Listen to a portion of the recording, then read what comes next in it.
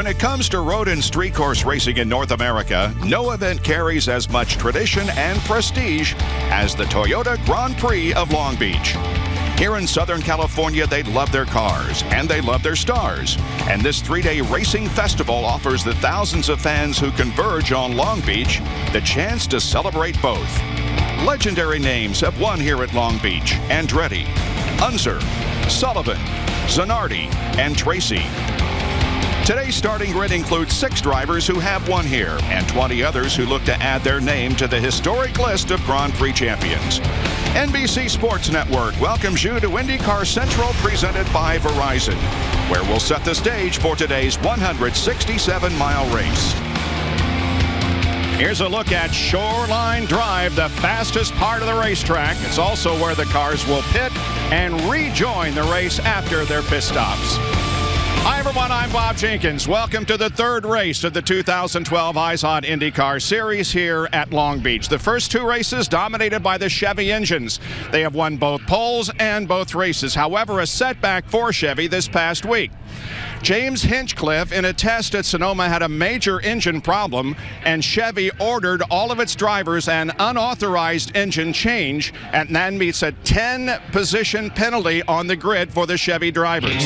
So here is how they qualified yesterday and how they'll line up. Ryan Briscoe and Will Power were fastest, but will start 11th and 12th. The pole sitter for today's race is going to be Dario Franchitti. Marty Snyder is with Ryan and Will. And an impressive qualifying effort for Ryan Briscoe, and we'll start with him. Was it worth it at the end of the day, Ryan, to take the 10-spot penalty and be conservative with the engine? Well, I mean, we'll see at the end of the day. I mean, the last thing we wanted was to have any reliability issues today in the race. So, you know, we got to trust Chevrolet's judgment in changing the motors, and we definitely wanted to try to do the best we could yesterday, and couldn't have been better than a 1-2 start here. How do you guys win from 11th and 12th? I think it'll be tough today. I mean, the strategy, it's looking like it might be a 2-stopper, but I feel like we've got the pace to pass a few cars. It's a long race, 85 laps, and a lot's going to happen out there. There could be a few little accidents, and we've just got to try to make advantage of all those situations. Well, you were able to do it at Barber from 9th using some strategy, so do you maybe use the chrome horn a little bit today, move some people out of the way? Yeah, I don't know. I mean, I think that's just going to make you have to pit and replace your nose. So we just got to be smart with the strategy and just, you know, think of the overall picture, the championship, the points, and man, honestly, I think a top 5 would be a really good result for us today. But it is winnable from back there. It's yeah. I mean, you can never say never, but it'll be tough. It has been done before. 3 times a Long Beach winner has come from outside the top 10 starting position. For more on the Chevy situation and all the news this weekend, let's head over to the IndyCar Central stage and Kevin Lee. Kevin. All right, thank you, Marty. We are where 26 drivers are trying to finish their day here today. Victory Lane is right beside us. Robin Miller, our IndyCar insider, is with us. We'll get his thoughts coming up in just a moment, but let's continue this story of the weekend about the engine situations with Chevrolet and hear from some of the key people with the teams that are dealing with this. And the rules that talk about why this happened, we are looking at 1850 miles is what they're looking to see from these engines. But starting out the season, the first batch of engines, they're only saying they have to go 1,200 miles. And these Chevy engines obviously didn't reach that. So anytime you see a change of that engine, it's an automatic 10-grid penalty. That does not include when we're talking about in the race. If an engine blows up in the race, then they get to keep their qualifying position for the next race. Now let's hear from some of the key people from the Chevy teams affected. Spoiled in the past, you know, having real reliable cars because they've been around so long. But you know, when you have new things like this, it's, you know, it's going to be there. So it's, you know, same for everybody, and you know, we just got to deal with it. You can say that it's happened to the Lotus teams already this year. It's happened to the Honda teams, and now it's, I guess you could call it Chevy's turn. It's just more at once. So you know, is it fair? It's what everybody said the rules are. So you have to play by the rules. Are we happy about it? No. Did we agree with the rule when it all started? No. You know, I think, you know, I was certainly an advocate of waiting until Indy to where these competitors were able to get their development out of the way, and then it'd be purely a matter of, okay, you have the reliability in place, and just give it a bit of time so that this isn't such a confusing thing in the beginning for everyone. For you blow an engine in the race, you don't get the penalty. Like what happened to Sato at Barber, he blew an engine and doesn't have a penalty here. So the rule needs to be reviewed. I'm not really sure, how it came up. I think it came about for cost containment. However, there's probably a better way to ride it. About cost containment, your opinion on why this rule was put in place, even including testing. Kevin, in the 90s, IndyCar racing had a lot more money than common sense. So you'd go to a race weekend, you'd have a practice engine, you'd change it for a qualifying engine, you'd change that after qualifying for a race engine. Teams were spending $300,000-$400,000 a weekend on engines because everybody had so much money. Obviously, today's economy, the way the teams are struggling for sponsorship, some of them, and a brand new engine, everybody said, let's try and get this thing right. We've lowered the cost of the engine lease. Let's try and make them last longer and save everybody some money. So it's kind of confusing, but there's a reason behind doing it. This is out of the realm of the race director, Bo Barfield. Will Phillips is the VP of technology with IndyCar, and we asked him why they didn't consider changing it after the season started. Of course, after the first penalty that was served at St. Pete for Simon Pagenaud, once that precedent has been set, we have to just be consistent and follow that rule through for the season. There will not be a change currently envisaged this year because we've set the precedent. We have to stick with the rules. Kevin, I think I talked to all the drivers. You figure most of the drivers said, let's get rid of this rule after everybody serves one time. But most of the drivers were like, keep it all year. Ganassi hadn't had to pay the penalty yet. We don't want to change the rule, which is kind of surprising because I'm a driver. I want to change the rule. Most of these guys said we're going to live with it the rest of the year, and you heard what they said. That's the way it's going to go racing for the rest of 2012. We don't yet know how it's going to impact Indianapolis. Those rules will still be announced. But this race today, it's at least going to make things really interesting and exciting. Right, and they're talking about everybody gets a fresh engine for the Indy 500 race. Not necessarily for the month, but for the race. So that would at least be fair. All right, we'll have more with Robin Miller throughout the day during our race coverage. One of those guys that is quick and is affected is with our Townsend Bell. Well, thanks, Kevin. My own personal feeling on this engine rule is it's the international standard. It's what F1 does. It's what the fans know. It's a huge bummer when you're on the short end of that stick. I just don't know how do you regulate the engine manufacturers from exploiting the rule if it were to be modified and a little bit more flexible. But a guy who's certainly bummed about that rule today, Ryan Hunter-Reay. Ryan, you qualified third on track. You're going to start 13th. How do you deal with that overnight? I mean, have you seen a therapist? Are you on medication? What's going on with you? Yeah, a lot of alone time on that one. No, it's fine. I mean, it's happened to Pagenaud at St. Pete, and I felt bad for him there because you know Honda wasn't trying to get anything extra out of it, and you kind of felt bad for him because he was really quick there, and now I feel bad for all of us here. So it's just part of it. It's we have a great car, I think, today. This DHL Sundrop car is awesome, and hopefully we can really get after it, not save a whole bunch of fuel. We're going to have to save some fuel, but not save a whole bunch. That would be ideal. Is this the best car you think you've had relative to, say, Will Power, Briscoe, the Penske so far? I think so, yeah. This morning especially, we made some changes overnight that have really suited my driving style, and we'll see how it does on these Firestone tires. They're great tires. You just gotta be careful with when and how you use them. But I love this track, this place. Long Beach is awesome, and it's so cool to see all these fans out here today. We're gonna put on a heck of a show. I know that. Well, this guy's a tiger around here at Long Beach. He won here in 2010. He's gonna be getting after it here real soon. Kevin has to start from the mid-pack, and there's his boss, Michael Andretti, who's won here twice. His first IndyCar race and his last IndyCar race, and good success as an owner the last 2 years here. And the Grand Prix of Long Beach is underway. Will Power has given up the lead. Power has a problem with the 12 car. Ryan Hunter-Reay wins the Toyota Grand Prix of Long Beach. Across the line, we are green. Mike Conway inside Dario Franchitti for third. Conway has moved to second position. Conway has taken the lead from Ryan Briscoe.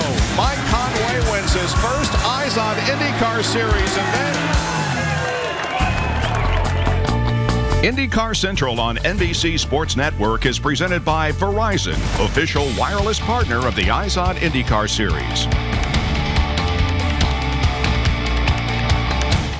It's been a fantastic start to the season for Team Penske. They have the two fastest cars here because of engine changes. Ryan Briscoe and Will Power start just better than mid-pack. Beautiful scenes here in Long Beach as we get set for the 38th Toyota Grand Prix of Long Beach Championship race to win. Helio Castroneves, rough season last year. He is the leader right now, and Scott Dixon a much better start to this season. Keep in mind, all these Chevy teams starting back in the pack. The championship could be really shaken up here after the end of things today. Dario Franchitti qualified 4th yesterday, but he's going to start on the point. He's with Marty Snyder. Well, the Honda team certainly more than happy to take advantage of the Chevy problems, and it hasn't been quite the start of the season that Dario Franchitti wanted. So what kind of shot in the arm is just starting first today? Well, the fact we qualified 4th was the first thing, and obviously the penalties with Chevy, they moved us up to the pole, so that was a nice, not a surprise, but it was a nice little bonus there to have a clear track in front of us, and hopefully we can take advantage of it today. But I really think it's going to be a fascinating race because you've got guys starting mid-pack, the Chevy, some really quick cars on the black tires. You got a bunch of guys up front. Some are going to be on new reds, some on used reds. How is it all going to play out? Fuel's going to play a part today. Passing is going to be very tough, but I think it's going to be a pretty fascinating race. So hopefully we can keep the target car up front and stay away from all the madness. You almost got through warm-up clean this morning. Very last lap. What happened, and is the car okay? I think the reason that was the last lap was because I brought out a red. I wasn't going to mention that part. No, the car's fine. I was just seeing how much curb I could take in turn 5. I should have learned from Tony yesterday. I saw Tony parked in there, and I tried to take a little more curb, then the next lap a little more, and the tub just bottomed out, and just my fault entirely. So the guys did a great job. Car's ready to go, and we'll try and avoid that curb in the race. And Dario leads the Honda brigade up front, and Townsend's with another Honda driver. Townsend. Thanks, Marty. Standing down here with Simon Pagenaud, who's going to go off 4th today. Simon, heck of a qualifying run again. You guys are really strong and on the road and street courses. What's it going to be like out there today? Well, I think we get a little bit of luck this weekend, and thanks to our Honda power, we're starting 4th. It's been a difficult qualifying yesterday, but this morning in warm-up we just dialed in perfectly the car, and I think it's going to be an interesting afternoon for us. Now, you're a one-car team here at Sam Schmidt, but you are with the Honda family. I know how difficult that is to not have data from teammates, to reference yourself against. What kind of help do you get from Honda or from any other drivers in the series? There's a lot of things we get from IndyCar, actually, with a lot of all the sector times in the corners, down the straight. Everything is devised in many sectors, and that helps us to know if we need to trim out the car a little bit or make it quicker in the corners, and that's how you try to win the race. So Kevin, one-car team, but I'm not sure he needs any help. This guy's fast around here, 5th in points. Going to be a great day. Definitely one to watch today. Thank you, Townsend. Well, Grand Prix weekend here in Long Beach really is a 3-day festival of racing, and one of the favorite events is the Toyota Celebrity Race. And among those taking part were Oscar winner Adrian Brody, defending champion William Fichtner, and Brian Clausen. The Toyota Celebrity Race is a fantastic event that benefits racing for kids. Toyota donates $5,000 on behalf of each driver, and since 1991 has raised over $2 million for racing for kids on behalf of the race and its participants. A lot of action in the event yesterday, maybe a little more action than some would prefer.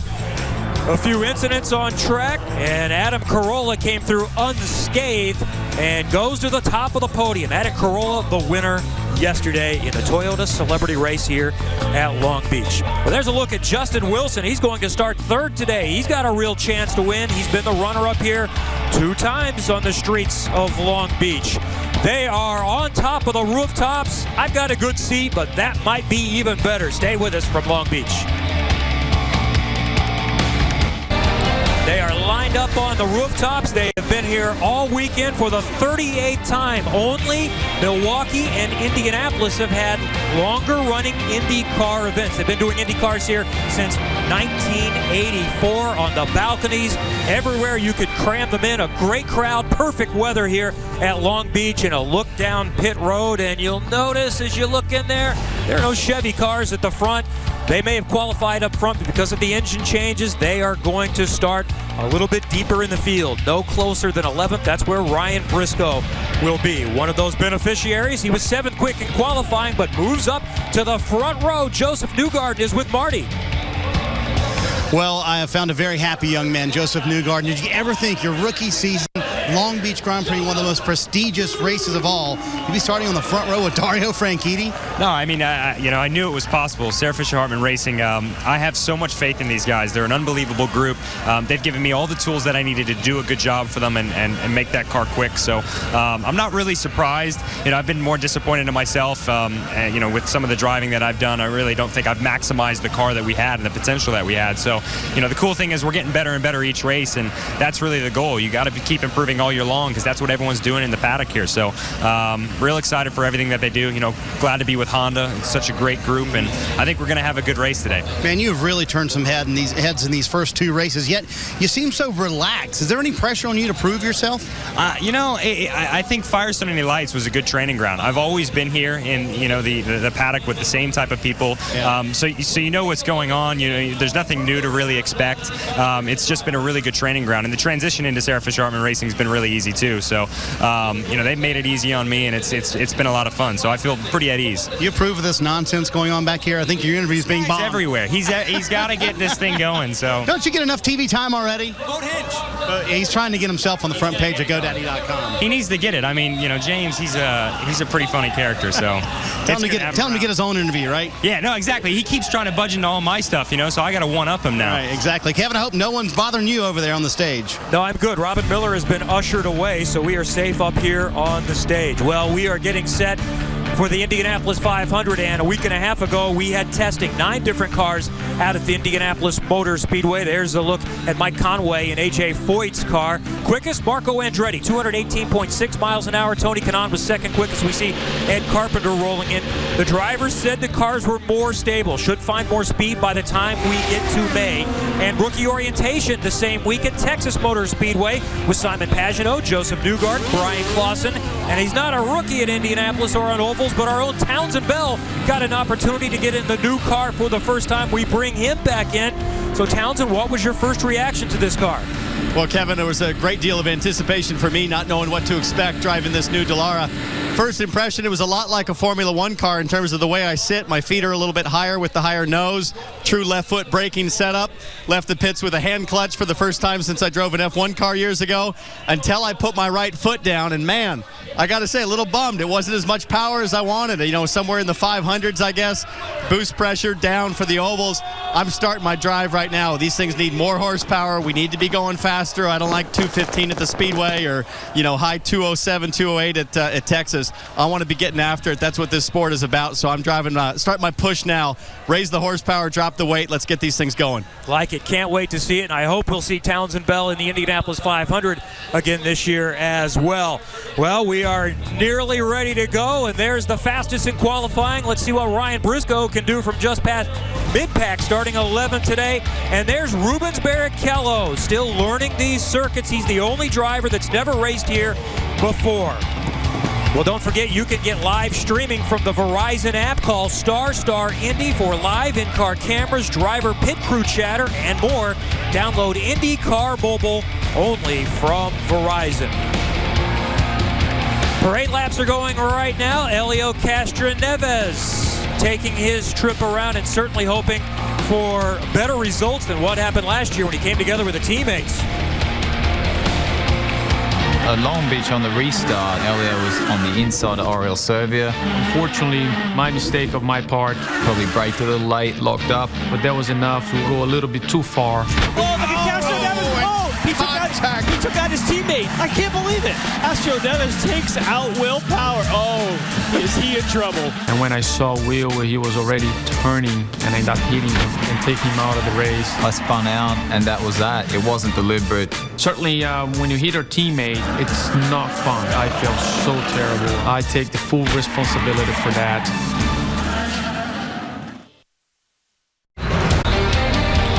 Joining us on IndyCar Central and NBC Sports Network, presented by Verizon. Getting close to start time here for the 38 Toyota Grand Prix of Long Beach, and it's the first of 2 times we'll be in Southern California. We will finish up this season just a couple of hour drive from here, a little bit to the northeast. IndyCar is back in Fontana this year, and it will decide the championship. It's a Saturday night race, September 15th. Hope you can join us. And we have a good crowd assembled here today. We look down to pit lane, and we need to find Robin Miller down there amongst the fans and the competitors. Robin, it's time for the grid run. Take it away. You found me, brother. Michael, Yes, you sir. started 15th and won this 15th, race. all right. That's All right. right. So you're right. So what do you tell this kid? Use the chrome horn or just be smart? and Be feel one? smart. Be smart. I mean, with which kid are you talking about? Hinch. Oh, Hinch. He's Paul Chase Canadian. He's got to use the chrome horn. Yeah, well, that's true. You know, he's got to take a little bit of what Paul would do with it. But Right. yeah, I don't know. He just we got to hope our strategies work. We got a bunch of different strategies between the 3 cars, and hopefully one of them's going to work. Thanks, kid. Kid. I'm so much older than him, and I'm calling him a kid. All right, where's Viso? Are you with me, Jackson? Tell you what, if Hinchcliffe's Canadian and he wants to do Paul Tracy's legacy any good, he'll be using the chrome horn on lap 1, because that's how you got to root these guys out here. How do all these people get in the pits? Now, these people don't all have credentials. Out of the way, folks, out of the way. Where's my boy Ryan Hunter-Ray? Do these drivers not come to their cars? Hello? Come on, Jackson. We'll get up here. Penske will make these guys be at attention. Here's the thing that's great. They're going to have 3 different strategies. Power's going to have one. Oh, there's RP. Hang on. Excuse me. Sorry. RP, what's your strategy today, sir? Well, I think, when you look at being back here, we're looking basically to, is there a window we can come in and get out maybe because of new pit rules? Is there an issue from the standpoint of trying to run 2 stops? And then on the other hand, we're running for points, so we got to use our heads too. We hope we don't get collected here at the beginning. This is a lot more fun than stock car racing, isn't it? Well, I don't know about that. Come on. He knows. All right, where'd we go? Honest to God, where are the drivers? What do they do with the drivers? This is the non-driver grid walk. Here comes Sam. Sambo, what's Pagenaud going to do today? Starting 4th. He can win this thing. But found a big one this morning, so we got some speed. Now, did you tell him to use the chrome horn or be a nice guy? Whatever it takes. Whatever it takes. Spoken by a car owner.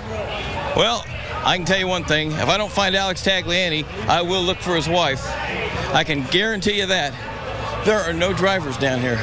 This is unbelievable. What have they done with all the drivers? What, 8 laps to get around this place? Are you with me, Jackson? Attaboy. Excuse me, boys. Where's your driver? Not back yet. Not back yet. That's what they all say. That's what my ex-wife said. All right, we're going to take a break here. Thanks for watching. Stay tuned for the race on NBC Sports Network. It's a beautiful day here in Long Beach, California. We're looking forward to a great race. First of all, we will get down to the opening ceremonies. First up is the invocation. That will be followed by the national anthem. Down on pit lane we go. And now, ladies and gentlemen, if you would all please rise. It is time for the invocation offered today by Father Frank Kelly from St. Anthony's right here in Long Beach. Father? Thank you. I was addressed up here by a photographer as the Pope, but I am just the Pope here of Long Beach. And then I got a bit confused that we were going to have visitors from above. So I've been looking up there. If you were here 48 hours ago, the thunder rolled, the lightning flashed, the wind blew, and the rain came down in buckets. So we have to be thankful to the Heavenly Father for giving us such a beautiful afternoon. Thank you.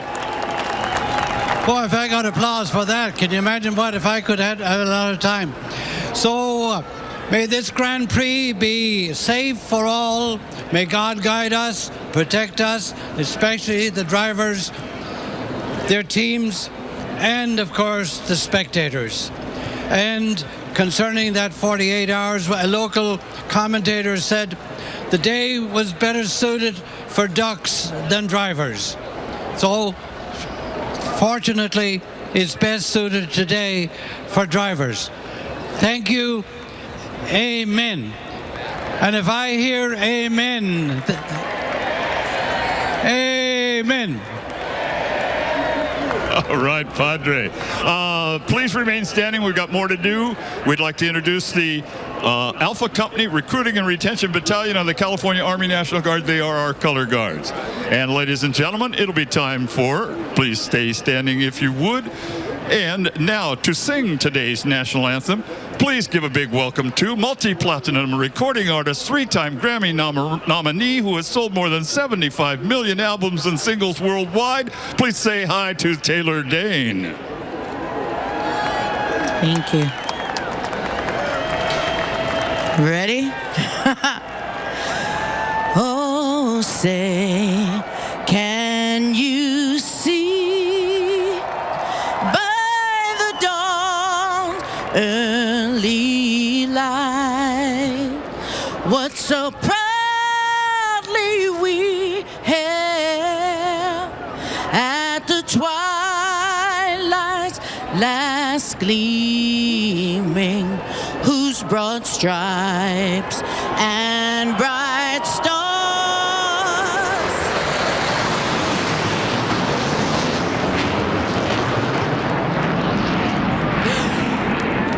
through the perilous fight, all the ramparts we watched were so gallantly streaming, and the rockets' red glare, the bombs bursting in air, gave proof through the night that our flag was still there. Oh, say, does that star-spangled banner yet wave o'er the land of the free and the home of the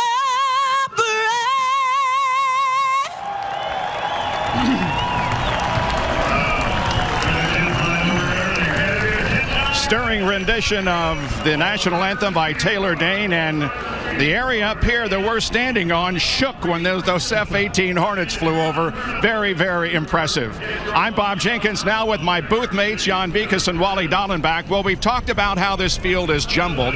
There was a lot of passing 2 weeks ago at Barber. I think there's going to be more today, Wally. You haven't seen nothing yet, Bob. We had the 10 fastest guys in qualifying are going to be starting deep in the field. So, and this is a place where you can't drop a wheel. You can't make too many mistakes like you did at Barber. So I think it's going to be pretty awesome to watch these guys come through the field. It's going to be very difficult. I think the fans are going to get a real understanding what wing plates are today, because they're going to be flying everywhere. And well, you know, as competitors, you and I as competitors, you hated the unknown. But as viewers, we love it. There's so many unknowns. You talk about the scramble and the grid. Well, there's also a scramble of tire choice. What tires do I go with? Well, it's been nearly a 50-50 split between the two. Now, you heard Roger Penske say new pit rules. If there's a caution, they may not close the pits. That's going to scramble that. That's an unknown. And then finally, in the invocation of all things, we were reminded of the big rain showers on Friday. Very little track time. They've had no long runs. So the teams don't know what to expect. And besides that, it's much warmer today than it was yesterday when the sun was shining. So in that respect, it's going to be different. Well, stay tuned. It's going to be an interesting afternoon from Long Beach, California. Thanks for watching IndyCar Central on NBC Sports Network, presented by Verizon. Drivers are getting in their cars. We'll have the command and the green flag when we come back.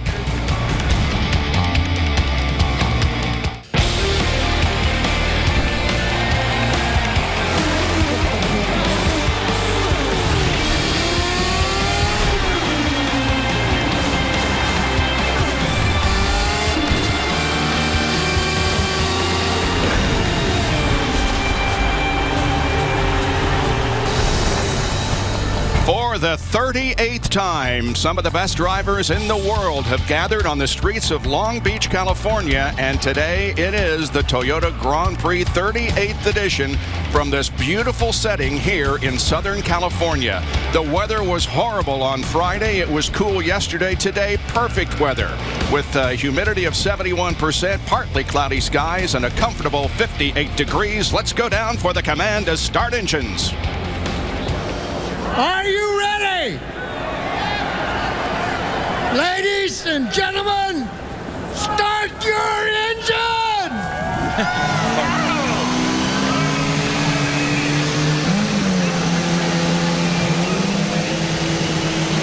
Well, guys, Parnelli was really getting after it there. I got 26 of my fellow whack jobs behind me. This is going to be one of the craziest races in history with all those Chevys back there. It's getting gnarly. I'm out of here. Hey, Mike Conway won last year's race. A.J. Foyt has not been to victory lane since 2003, Kevin. This may be the day that breaks that streak.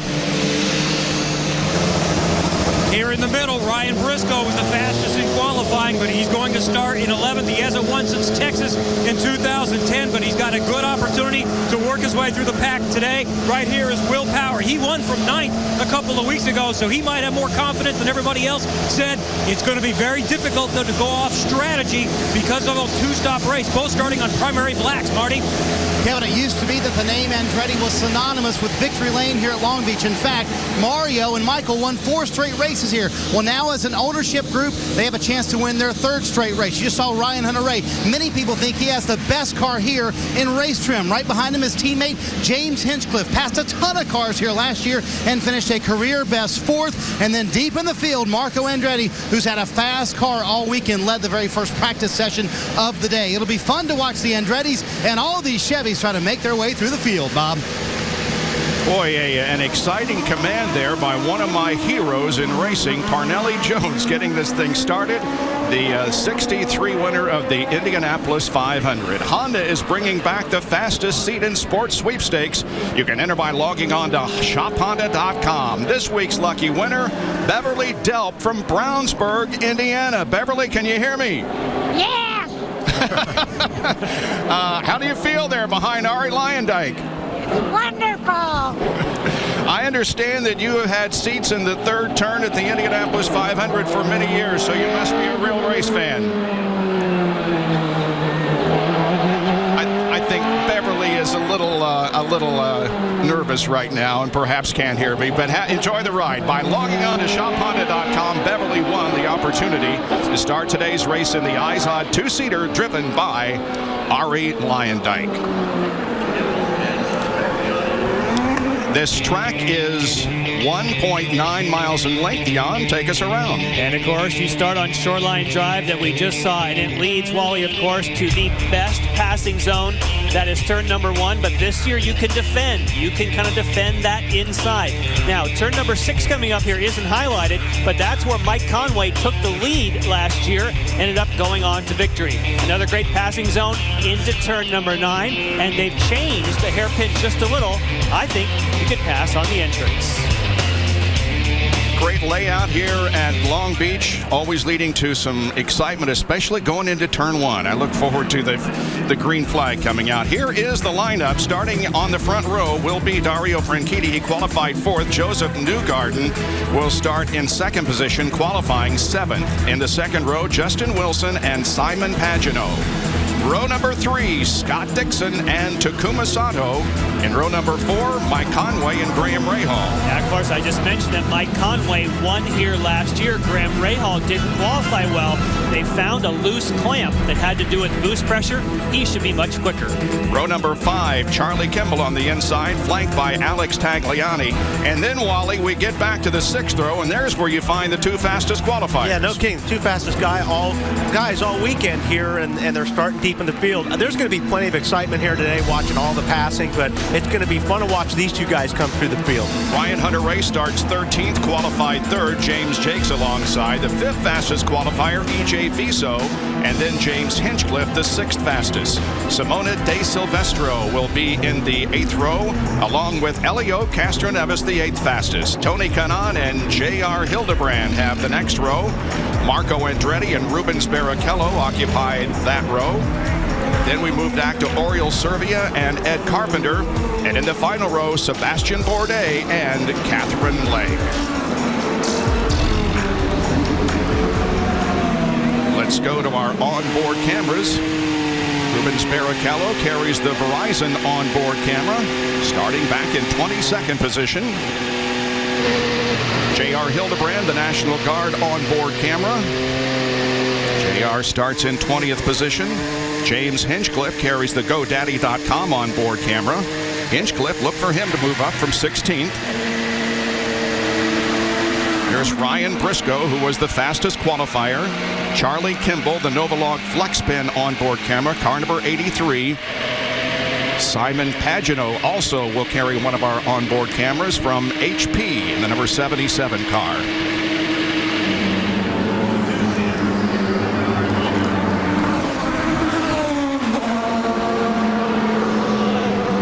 Here are those starting on alternate tires, starting on the reds. And they include Marco Andretti. So look for these guys to get off to a good start. Alternate is the red or faster tires. The red stripe will identify them. They're softer but faster, but don't last as long as the harder compounds. Now here comes Marco Andretti. Kevin? And Marco did not qualify well yesterday, but that was essentially by design. They gave it up. They knew they had a 10-spot penalty coming, so they saved a set of red tires. They've got 3 for the race today. They're on blacks. Look for them to come in maybe as early as lap 3 to get off of those, and they'll make it a 3-stop strategy, Marty.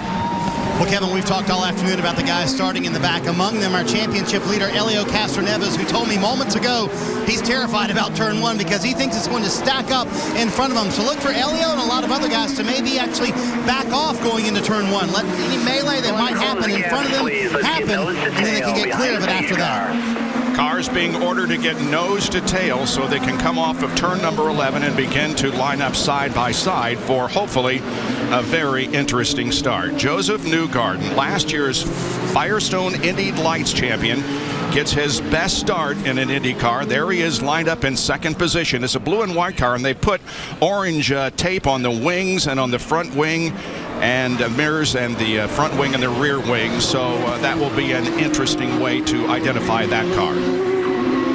One of the things they're going to do for this start is that Bo Barfield wants to leave the pace car. Back up, let's go, let's back up. So that they pack up. Another -10, please. Yeah, they want to get these guys bunched up as much as possible so we get a start. You know, we get at least 4 or 5 rows side by side when they throw the green flag. In fact, something we haven't seen for a very long time, the pace car will go through the hairpin. Come on, guys, let's catch up, let's pack up. They want everybody packed up so they can get as many rows as possible off of the hairpin. Remember, your speed is good. New rules, as soon as the green comes out, you can pass. If you're in the hairpin, you can start passing the moment you hear on your radio, green, green, green. We are just about ready. They're through turn number 10. The hairpin will be next, and then the straightaway. Lined up pretty good, beginning to come into order. We saw the Indy Lights race earlier. There was about a 5 cars abreast as they went into turn number 1. I wouldn't doubt but we would have at least that many for the IndyCar race. Here they come, about 6 rows lined up perfectly, and the green flag comes out. The Toyota Grand Prix of Long Beach is on. That looked good. Watch Justin Wilson in 4th, red and white car. He has the inside line on Pagenaud. Newgarden looks to the outside. Oh my! Wow, did he Yep, he didn't make it. It looked like he was wide. All right, buddy, keep it rolling here. Keep it rolling. Wow, too bad for Joseph Newgarden, the first rookie to start on the front row since Robert Dornbos at Kansas in 2009. But it would appear as if his race has come to an early end. Yeah, I got you. Go ahead. No full course caution yet. Race remains under green as Dario Franchitti has the lead. That was very surprising, Wally, because Joseph Newgarden had ducked behind Dario and then rethought it and decided to go around the outside. Now it goes full course caution. Yeah, I saw that too. It looked like he was going to just drop back in and let things settle out, but instead he went to the outside of Dario and clipped the tires as he went through corner 1. Guys, I talked to Joseph's engineer, Nathan, just before the start of that race. He said this guy didn't seem like he's intimidated by anything about being on the front row. He said not at all. He does not put these guys on a pedestal. Got to say, maybe he should have just there in the first corner. Probably should have been a little more careful. It's Franchitti, Pagenaud, and Wilson, the top 3 at this point, as the first full course caution has come onto the racetrack because of Joseph Newgarden. And the Homatro safety team has arrived at the scene of the incident. Here it is. No contact between the two. He's just flatly outside the groove. You don't think they touched, do you, Wally? Ah, boy, he sure swung around pretty hard. I think this is a great angle right here. Let's see if the... Yeah, I think he did make contact. Yeah, I think so. That thing just got sideways really, really fast. Now take here, another look. Here, Jan, is when he fell in behind Dario. Yeah, it's too tempting, though, especially when you're a new guy. Let's see. Take a look. Yes, I believe there was contact because he just got sideways too hard there. So that's too bad. Hey, you got to give it to him for going for it. I mean, it looked like there was plenty of room. All right, the incident is under review by the stewards, and that, of course, is the team of Sarah Fisher, Hartman Racing. Newgarden causes the first caution here at the Long Beach Grand Prix. We did not run very long under green here at Long Beach before we had an incident down the first turn involving Dario Franchitti and his front row teammate. That would be Joseph Newgarden. Now, Race Control has just informed us that they have taken a look at this situation and they are going to offer no penalties whatsoever. There's Ryan Hunter-Reay. He passed 4 cars at the start of the race, started 13th. He's currently up to 9th. Here's the start of the race. He's obviously easy to spot. Oh, wow, look at him go up the inside, Ryan Hunter-Reay. But what? And there is where Newgarden came in contact with the tires. Everybody did a nice job of avoiding the tires that have been put out closer to the racing line. Here's Ryan Briscoe's on board. There's Ryan on your left with Charlie Kimball. Hey, the best opportunity to make moves like that is on a start or a restart. I mean, that's if your car's working good, your tires are at its best, and you can pass them guys, that's the best time to do it.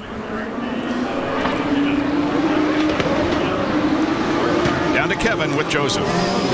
Well, unfortunately, your best start ends in the first corner. What happened? Well, I don't know. I saw one replay, and I had a feeling that was going to happen. I just, I thought I got alongside him. I gave him the inside lane. I just got touched on the exit and went right into the wall. But maybe it wasn't the right move.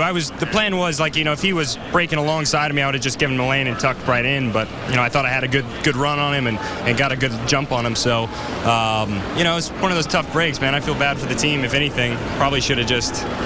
Yeah, it's a tough call. I mean, should he have been penalized? They reviewed it and they said no penalty. Hey, that's up to the marshals, man. That's what they're there for. So I'm just a driver. I'm hired out here to drive a car well for the team, and I feel kind of bad for him right now. I feel like I didn't do my job. So probably something to think about, but certainly a good learning experience. Maybe I should think a little bit better before I go into it. But you never know. I mean, there's a couple different takes on it, I think, and I'll certainly review it myself and see what I want to do in the future next time. All right, great pace this weekend for Joseph Newgarden, but an early DNF. I want to jump in here real quick. I don't think he did anything wrong. I think if he would have had a little bit more room from Franchitti, he could have pulled that pass off. So I don't think he should be beating himself up on that deal. All right, well, we got another 2 abreast restart coming up. That's Simon Pagenaud to your left. And there we go. Wow. Go. Green's flying, man. That was Graham Rahal, just shot to the inside. Now we all have to get through here. Justin Wilson is up front going into turn 1. And he got it. Yeah. Well, Justin Wilson has the experience to get just that farther in front of Dario Franchitti. Wow. Everybody around the fountain in good shape.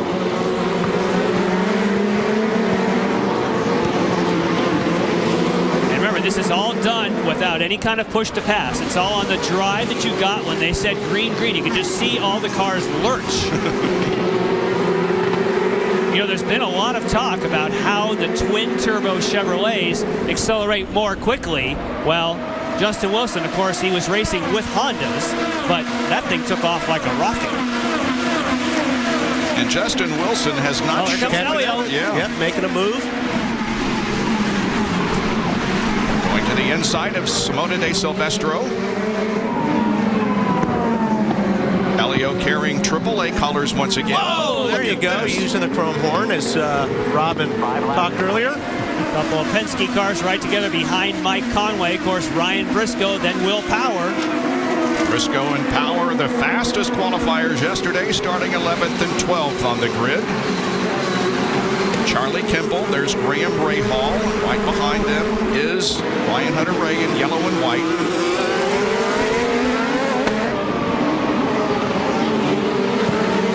Hunter-Reay says this is the track that means the most to him. He met his eventual wife, Becky, here. They were engaged here, and he will tell you that this is the race that his mom always was her favorite. And, of course, he is a former winner here at Long Beach.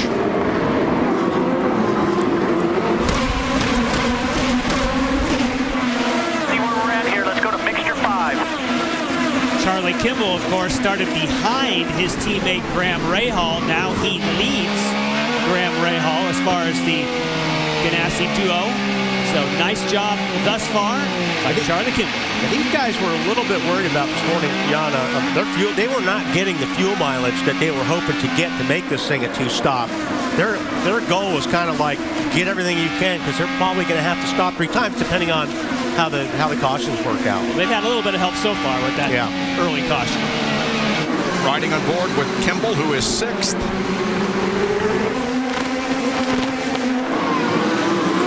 That's cool shot. It is.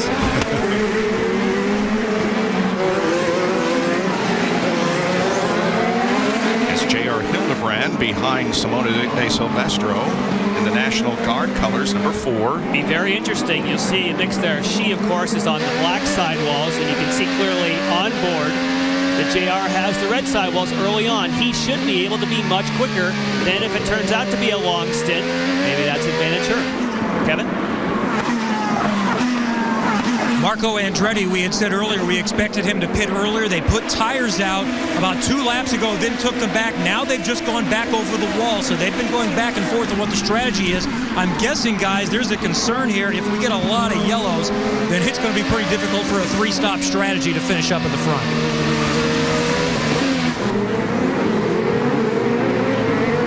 Hildebrand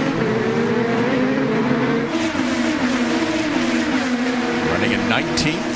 Oh, and here he is moving around Simone de Silvestro. That was just straight horsepower there. Chevrolet versus a Lotus.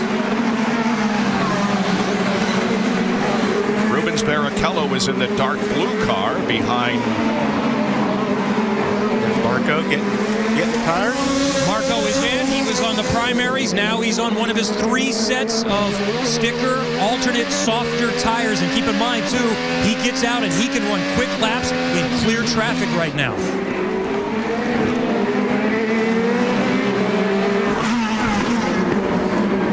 Contact between Hildebrand and Marco a little earlier. Let's take a look. Oh, yeah. Looked like somebody had locked a tire up about 3 or 4 cars up, and they kind of stacked up on it. Justin Wilson, while we're watching the action back in the pack, Justin Wilson continues to lead here. He's built up a 3.5-second advantage over Dario, and this is the first time that Justin Wilson has led a race since from the pole at Toronto in 2010. He's there checking he is. out, Bob. Yeah, he is. Going. And 3.5 seconds, wow. As I said, he hasn't really shown much this year, driving for Dale Coyne Racing at Barber 2 weeks ago. Started 19th and finished 19th, but he was very fast in qualifying yesterday and has the lead here in the early going this afternoon. There's the advantage he has over Franchitti. Right behind Dario is Simon Pagenaud. Bob, it's Townsend. This is huge for Justin Wilson. I mean, just 2 weeks ago at Barber, he was absolutely sideways out of control that whole race, just hanging on. Going to be fascinating to see how the tire wear holds up on his car. So far, this is a massive improvement for him. Also for Dario, what a difference 2 weeks makes running in the front, Long Beach. Right now, Justin looks really strong. He really does. He won the pole here in 2008. His best finish, however, was second in 2006 and 2010. Justin Wilson leads here with 8 laps completed. Dario Franchitti second, followed by Pagenaud, Sato, and Dixon. We'll be right back.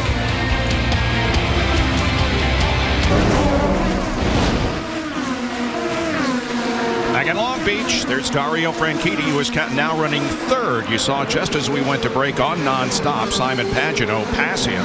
So Dario's 3rd, and Takuma Sato on the blacks is running 4th and staying right up there with him. You know, Jan, I question if Franchitti doesn't maybe have a little damage on that right front with the contact with Newgarden. Tony Kanaan Kanaan is in. Marty?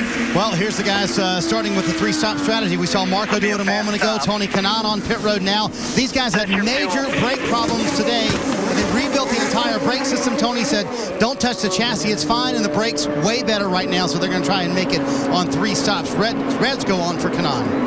And Kanaan has been running the green Geico-sponsored car. The primary sponsor this week is Mouser Electronics, and so it is a two-tone blue car.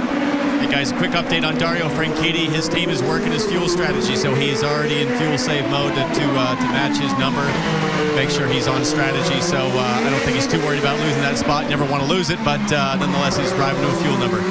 Kanaan and Marco Andretti are now together on the racetrack. Showing you the difference between cold and hot tires.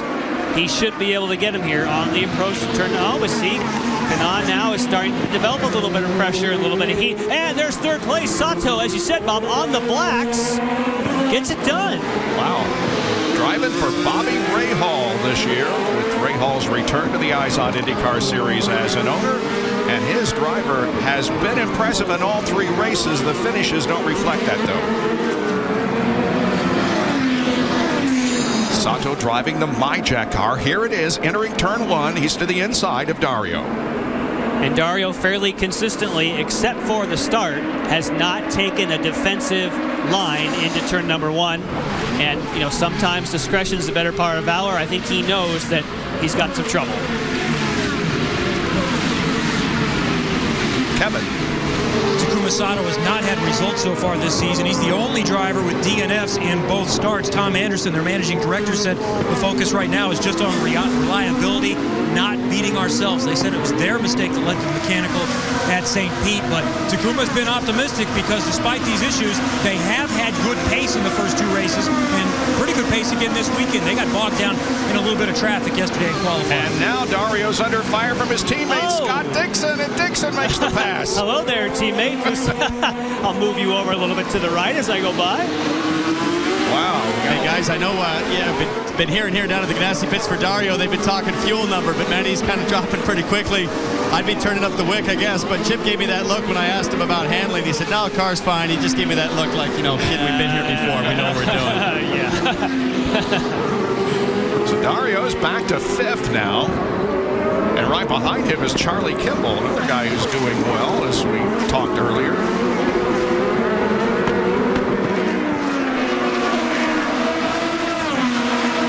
Justin Wilson, meanwhile, has pulled out to a 4.5-second lead over Pagano. We got the 4 Ganassi cars right together on the racetrack.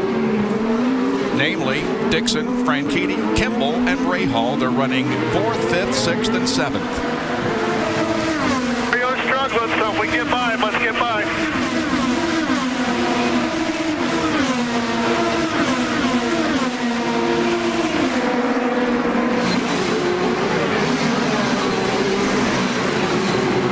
Be Mitch Davis on the radio to Charlie Kimball, and that's the kind of cheerleading you want to do, Wally, is you're saying, look, guy ahead of you is having trouble, let's capitalize, let's go, go, go. I drove for Mitch. Mitch is as impatient as a driver is. I mean, he's one of those guys, he doesn't care what is in front of you, he wants you to pass him. You only get by, that's okay too. Mike Conway in the ABC sponsored car. There is Ryan Briscoe, who really hasn't moved up that much. He's currently 10th. He started 11th. Briscoe in number 2 on board with him.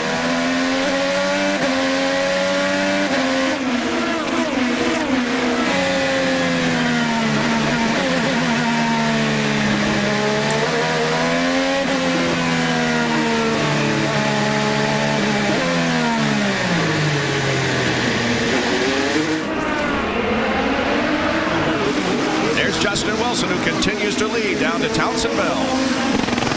Hey, Bob. Yeah, I'm standing down here with Dale Coyne. Dale, hey, Dale, last week, 2 weeks ago at Barber, man, you guys had a handful. Wasn't a great run for you guys. It sure seems like things are looking good now. Yeah, we went there with a sprint car as loose as can be, and we've got it figured out a little better here, obviously. And Justin's doing a great job. And snapped that lead away right away, and now he's pulling away a little bit. So how much fuel are you burning here? As little as we can, and see how it goes. So. All right, well, Justin's getting after it. He's making good time. Things are looking good. Well, Well, of course, Justin Wilson won for Dale Coyne to Watkins Glen in 2009. And he this year. won, yes, Bob. And of course, with his engineer, Bill Pappas, who had left to go to KB Racing, now is back, reunited with Justin. So they're bringing the band back together.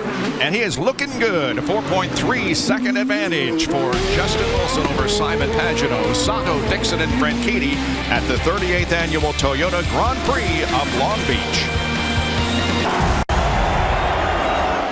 Some are moving up, some are falling back, Jan. And of course, that's Dario Franchitti on the restart. First, the original start when it looked like he might be falling back. Then you've got Simon Pagenaud.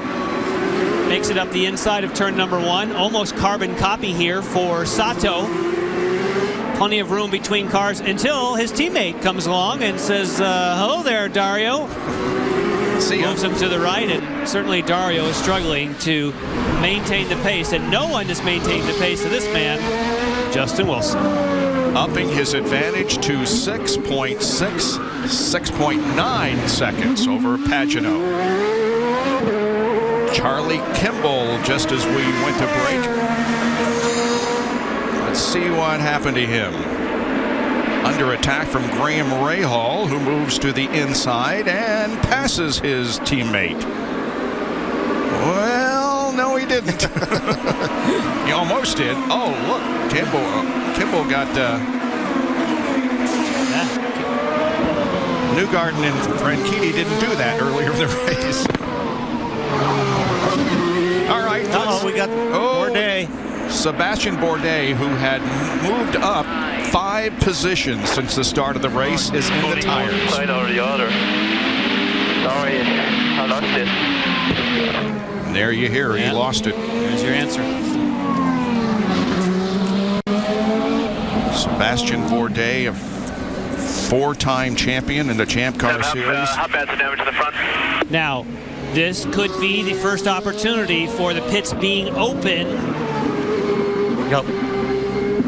So the pits are open and full course caution. There you go. Just to be sure that he was perfectly clear. Bring it down, put it right on the marks. Here we are. 3, 2, 1. Hey guys, Justin Wilson pulls in here. I'm just in the pit wall watching them. Blacks go on. They got a great handling car. One of the best runs for him in a long time. He's finished second twice here before. Now Townsend, of course, what happens here is that you have spacing between cars. That's why Bo Barfield has chosen to do this. They're not packed up first and then pit. They're coming in spread out. It's so much safer. But what an advantage for Wilson. Oh, and he hits the tire. Yeah, that's going to be a penalty. Yep. Clear outside. Go.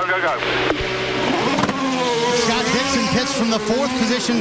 Slick black tires on for Scott Dixon. They never said a word about saving fuel that entire run. Also, Mike Conway, the winner here last year, is in. They're going to send him out. They're having some trouble getting out of pit road. A long stop for them. Slick blacks for Conway. Kevin? Will Power just came in and made a stop. He has only picked up 1 spot in the pits so far. That might have taken a little bit longer than what they wanted. We'll check on that. Meanwhile, they continue to get the car of Sebastian Bourdais out of the tires. Now, for Simon Pagenaud, where you saw that contact with the wheel, I said that'll be a penalty unless someone put a tire out where it shouldn't be. So if the tire is inside the box. He turned. Yeah. He actually turned to the right, so I'm sure somebody was coming over up to his left. Yeah. He was trying to make room for traffic, but that tire was where it was supposed to be.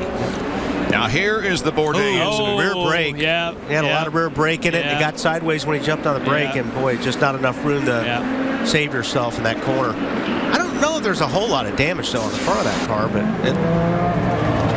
Sebastian Bourdais had a 9th place finish at Barber. Not going to be quite that good today here at Long Beach. More when we return.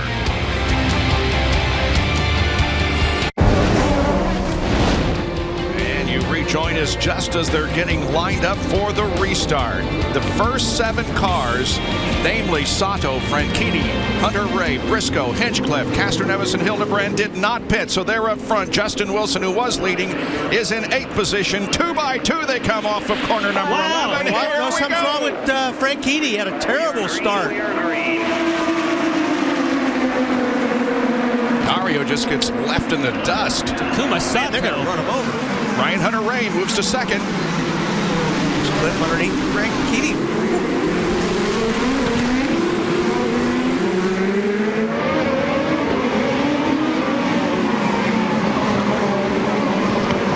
I don't know what fuel setting that was on Dario's car, but it certainly wasn't the right one. It's looking awfully soft down the front straight. Yeah, well, that really both start. The start and this Tagliani. restart, Franchitti has not been very strong. The Barracuda Network car from Brian Herta Racing, driven by Alex Tagliani, is wounded. involved in the contact And he's into the runoff area, so we won't have a caution. Whoa, what the heck? Oh, that's not good. That's Marco. He went in hard. And this will bring out a full course caution. Absolutely. Wow. And that was... Looked like, there was a bunch of cars bouncing around back there when they came out of that corner. I wonder if there's something laying on the track. Graham Rahal got no rear wing. Come in here. Come in the back door. Catherine Legge. Yep. Well, let's bring it in. Bring it in here. They're scattered all over, different parts of the track. Yeah. Now, there was definitely... Well, we'll go back and see. But the way that Marco, there was some kind of contact. It just sent him just flying.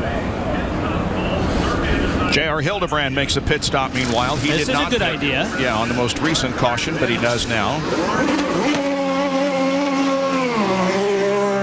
Hildebrand is away.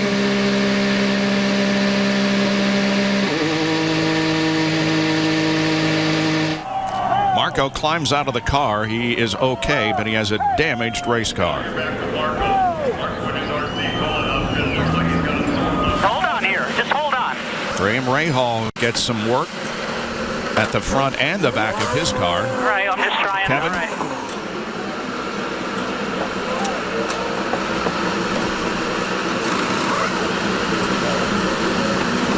Looks like it might be the end of the day for Graham Rahal. It's more than just the rear wing assembly, which they can change, but Graham is climbing out, so significant damage for that car after he apparently got catapulted by Marco Andretti.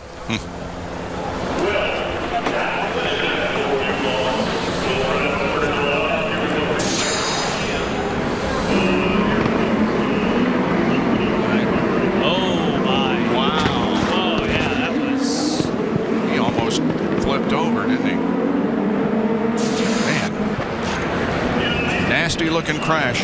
Guys, I'd like to actually see that in slow-mo, just because when Marco popped out at the last second, Graham gave a little dodge, and I think that might have caught Marco off guard there.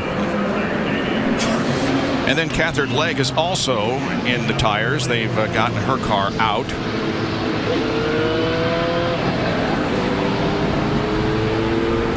In fact, I believe that's Sebastian Bourdais Marks, her teammate, right next to. Let's see what Townsend's saying.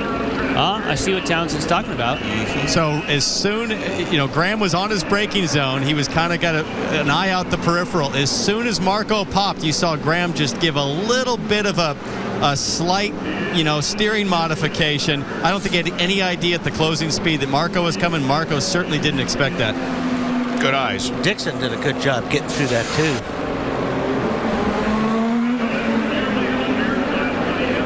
Which, what a change of fortune for Dixon, because normally if Dixon's anywhere near something like this in the early part of the season, he's right in the middle of it.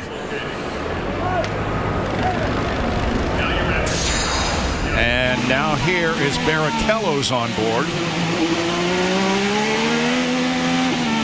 Conway right in front of him, and he just gives him a little boot. And I think there's wing damage on the left front, All kinds of things happening here on lap 24 and 25. Catherine Legge won an Atlantics race here at Long Beach in 2005, rejoining the IndyCar Series this year, competitor in Champ Car.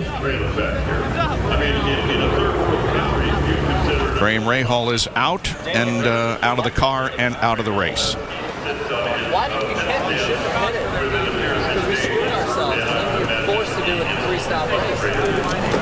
The car will go back to the wall and be repaired for the next race, which will be 2 weeks from today in Sao Paulo, Brazil. And Mike Conway has stopped on the backstretch. Got about 6 or 7 cars involved in something here in the last 5 minutes. Yeah. You got defending champ.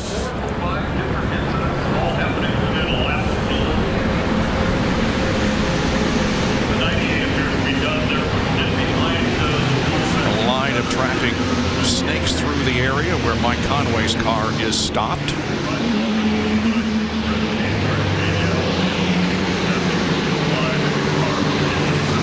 And we also see that Sebastian Bourdais is back on the racetrack. We'll take a break during this full course caution here at Long Beach, California.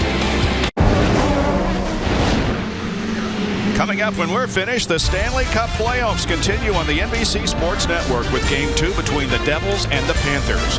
Then tonight at 10:30, the series shifts to just up the road in Los Angeles for the Canucks and the Kings Game 3. The Stanley Cup playoffs on the NBC Sports Network. There you see the Queen Mary in the background, pointed out during our qualifying show. Of course, it was 100 years ago last night in the North Atlantic when the Titanic sunk. That is the famous Queen Mary harbored here in Long Beach. We're with Graham Rahal. Let's talk to him. Graham, that was a scary incident. Take us through your perspective on that with Marco jumping over the top of you. Yeah, I mean, I don't know what to say, really. It's a cluster back there. I mean, we were just trying to stay clean, and I was looking. I mean, by that time he had already hit me. So that's the problem, is when you see the car dart to the right, it's when he hit my right rear. And when it slows the tire, it pulls it like that. I was just trying to stay underneath Dixon, and obviously I surprised Marco, and I think the brake zone, he wasn't going to make the corner no matter what. If he had slipped underneath me, he was going to shoot long, how deep we were, because I was already braking. But it's just frustrating, I think, for everybody, because the Service Central car actually felt really good. I mean, I was pleasantly surprised. I told you this morning that we're going to have a long day, but the car felt really strong, and I was just, trying to do laps, and, it's going to be interesting to see how this plays out the rest of the day, though. All right, you still got some teammates to watch. That's Graham Rahal. Townsend? Hey, I'm down here with Alex Tagliani. Alex, man, it's been a tough start to a season. Certainly not the way you guys wanted to end. What happened out there? Well, at the start, we have some sort of a rev limiter when the engine is not able to get up to temperature, and I was trying everything I had to warm it up, and so it was better to come through the pits and warming up because, we're limited at 6,000 RPM, so that was not good. And then, we were making grounds. What happened with the contact? Well, new rule, as soon as it goes green, you can pass, and obviously being in the back like that, as soon as it got green, I just jump on the inside and pass Vizo inside the hairpin and coming onto the front straight away. He just pushed me into the wall. Guess he was upset, but he's the type of guy that get disconnected sometimes, so it's unfortunate for the Bowers & Wilkins Barracuda team. Tough day for these guys. Marty? Townsend, our defending winner here at Long Beach, will not win the race this year. They had a gear problem. It actually would not go into fourth gear for Mike Conway.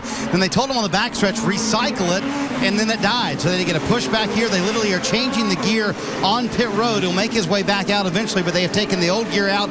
The new one has gone in for Mike Conway, but losing some valuable time here on pit road. And guys, we're going to get pit stop soon. This is going to be a crazy race. Strategies all over the map right now. I can say that again.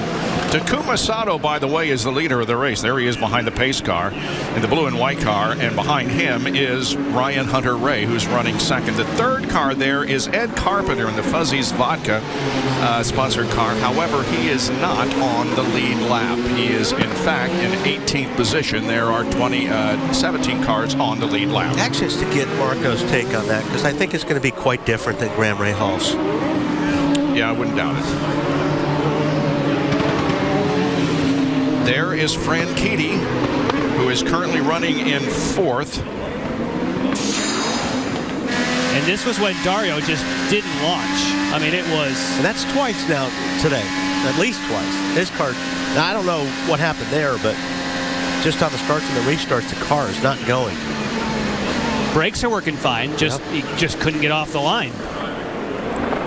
He took everything back he could from Hinchcliffe, but when they said go, that just didn't go. We have another two abreast restart coming up. And now Franchitti is stalled. Dixon. Dixon. Is it? Yeah. No, it is Dixon. Yep.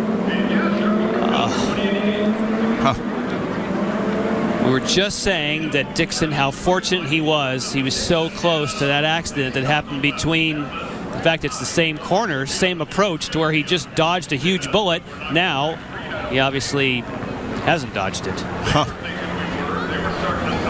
We were going green, but we're not now because of Dixon. Oh, and Sato takes the opportunity to... Now, did he get into the pits, and did they close the pits? Because this is a very nice time to stop, but because they're packed up, he's going to lose huge track position. I'm not so sure that was when he wanted to. Kevin? Sato takes the opportunity to come in, quick stop. He goes to sticker red, softer alternate tires, and he will give up the lead position, but comes in when the pace is at caution. Yes, but it's track position, Kevin. That's the thing that kills you. You know, if he could have stayed out, because he theoretically could have run about, 5-6 more laps of green, and then at least you build a little gap. You don't lose so many positions. Here, he just files right in at the back now. That's a killer. Only about 4 cars or 3 cars are going to be behind him. Well, Takuma led this race for 8 circuits, and he has now led 2 of the 3 races so far this year. He led 11 laps at the opener in St. Pete. Hey guys, just an update on Dario. I finally went back to Chip, said, Chip, there's no way this is fuel save mode. What's going on in these restarts? And under further inquisition, clearly Dario's apparently been complaining a little bit about horsepower all weekend, and of course he's really complaining about it now. So there's more to the story there. Any word on Dixon down there, Townsend? I was focused on Dario, but Chip's just shaking his head right now. I think he might give me the smackdown if I get up there again. Wow. In the meantime, Kevin is with Marco. And his dad, Michael Andretti, and the boss just came in here as well. We'll sneak in. First of all, I see you got your hand all wrapped up. Are you okay? Yeah, I'm good. I'm sore. It's just, I feel for the guys. We put so much work in to the RC, the RC car, and that was our stint to make hay, and we were trying to do so. And there's one thing blocking, but there's another thing chopping. That was a chop. I'm lucky I didn't get upside down. I could have been killed. So he should have been penalized on this, in your view? Well, I mean, man, I took a big hit. I took the bigger penalty. I would have had a clean pass on him. It is what it is. Okay, thank you. That's Marco Andretti. Major thing is he's okay. Ryan Hunter-Reay assumed the lead. Now he is in pit lane, and Ryan Briscoe has taken the lead here at Long Beach. Well, this now makes Sato's stop look pretty good. Kevin? Ryan Hunter-Reay comes in as well. And James Hinchcliffe also is going to take the opportunity to pit. Routine stop, no problem for Hunter-Reay. He won here a couple of years ago. He's always been quick. This is the guy that Will Power said is the guy to beat this weekend, Marty. Kevin, James Hinchcliffe, his teammate, said the understeer is brutal. Can't pass out there. They put on scuffed red tires. He's have 6 laps on him for James Hinchcliffe. So, as you mentioned earlier, trying to avoid having to come in under green, but they will pay the penalty with track position here. And it's a big penalty. I think all 3 of them. The timing just wasn't good. They needed to get back to green to build a little gap before it happened, and they couldn't do it. Well, there's Scott Dixon's car as we get set to go back to green flag racing. Ryan Briscoe is the leader. Franchitti is second, then Castro Neves, Wilson, and Pagano. Call Star Indy for live in-car cameras, driver pit crew chatter, and more. Download IndyCar Mobile only from Verizon. And they line up 2 by 2. Elio was doing a little brake checking there, it looked like.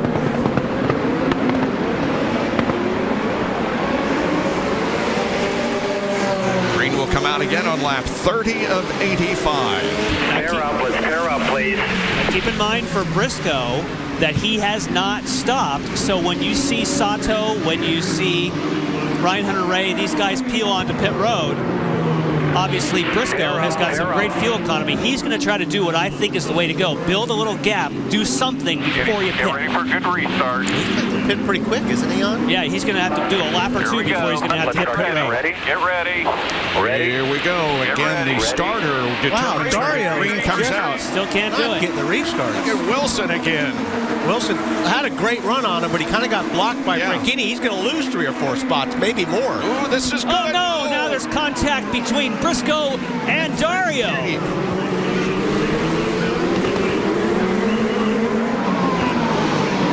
Franchitti with a wounded nose.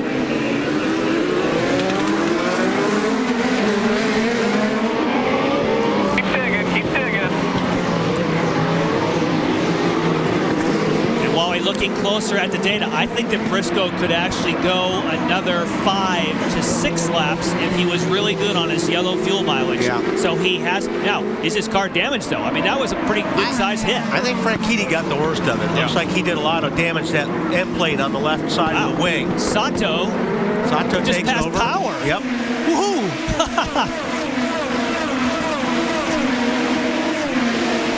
Here comes Ryan Hunter. Wow, that was close.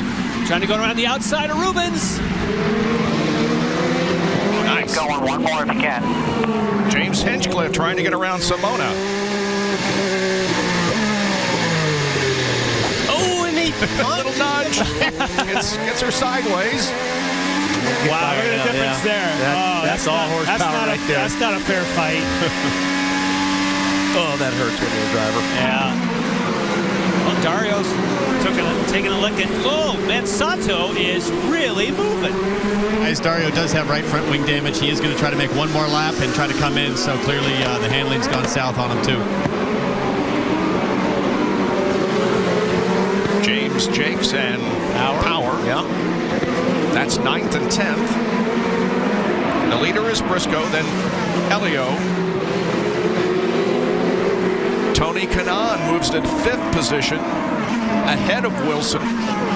He's on a totally different pit strategy, so that's why they're a bit shuffled there. Remember, that was very early on that Kanaan pit, so he pitted so early, he's going to be a 3-stopper no matter what happens.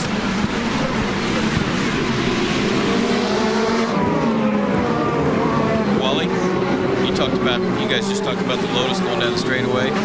Robbie Buell said they were 7 miles an hour slower than the Honda and the GM at the end of the straightaway here. Yeah, you can't make that up under braking. Okay, let's take a look at the contact between Briscoe and Franchitti. Something tire flew off. On, I think definitely Franchitti's going to have to get that wing fixed. Could very easily have flattened Briscoe's tire, too. Yep. Well, it would have, but now they have the rear wheel guard, so you can't make direct contact. So we have seen not as many rear cut tires when you start touching, because you don't touch the tire any longer, you hit that wheel guard.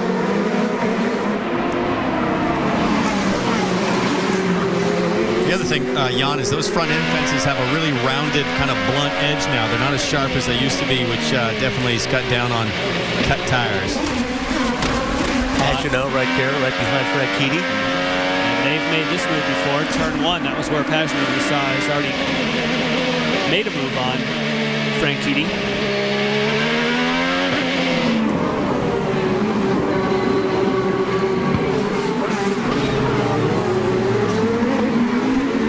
Down to Marty. Well, Bob, I was finally able to talk to Mike Hall and try and figure out what's going on with Scott Dixon's cars. They cannot figure it out. You see all the engineers behind the pit box here trying to figure out what exactly is going on with Scott Dixon. They asked for his car to be brought to pit road, but they put him behind the safety wall in turn 8. The communication didn't get there, so they're losing valuable time. And this for a guy battling for the championship who told me is all about just being consistent. This will really hurt them, Bob. Scott Dixon out of the race, and he had gotten off to a great start in this year of Eyes on IndyCar Racing. Second in both races. Boy, Pagenaud wants that spot really bad. And we're getting close to, if someone has not stopped yet, we're within a lap or two. Ryan Briscoe, of course, would be in that group. Castroneves is in that group, and so is Franchitti. Lap time is the leader right now. Let's see if Ryan comes in this time. So what this does, of course, the cars are spread out. So yes, you're still going to lose 30 seconds roughly, but you're not going to go all the way to the back. So yes, Frank Keeney does. Wilson's car's awfully good on so all three. All three that we mentioned, they were all ones who have not pitted. 5, 4, 3, 2, 1. Brancini will get a new nose on the car. Yeah, guys are going to replace the front wing. I did see them take the replacement wing, take 2 turns of front wing out, so he's been a little bit too neutral, I think, even with a good front wing. New front wing is going on. He's got the blacks and kept Scuffed reds for Ryan Briscoe. He comes in of this group that came on pit road. He was the first out. So Briscoe was told by Roger Penske, you're going to go back out, you're going to have some clean track, and we can make some good lap times right now. And Kevin, his teammate Elio Castroneves actually beat him off pit road. It was sticker red tires for Elio. They asked him, do you want anything changed with the car? He said, no, red sticker tires is all I want. The car is just about perfect. And that answers the question that they did not build near the gap. The field is all so close that they all streamed by during that stop. So, in fact, when you look at what Sato, Ryan Hunter-Reay, and those guys did, it actually did work in their advantage. They didn't lose the same amount of track. Right. It only works maybe if you get 20, like Justin Wilson. When he had that huge lead before, he might have been able to pull it off, but they were still too close together. Simon Pagenaud is the leader of the race by about 0.3 of a second over Tony Kanaan. Wilson is third. Takuma Sato back up to fourth, and James Jakes is running in the 5th position. We've completed 35 of 85 laps here on the NBC Sports Network.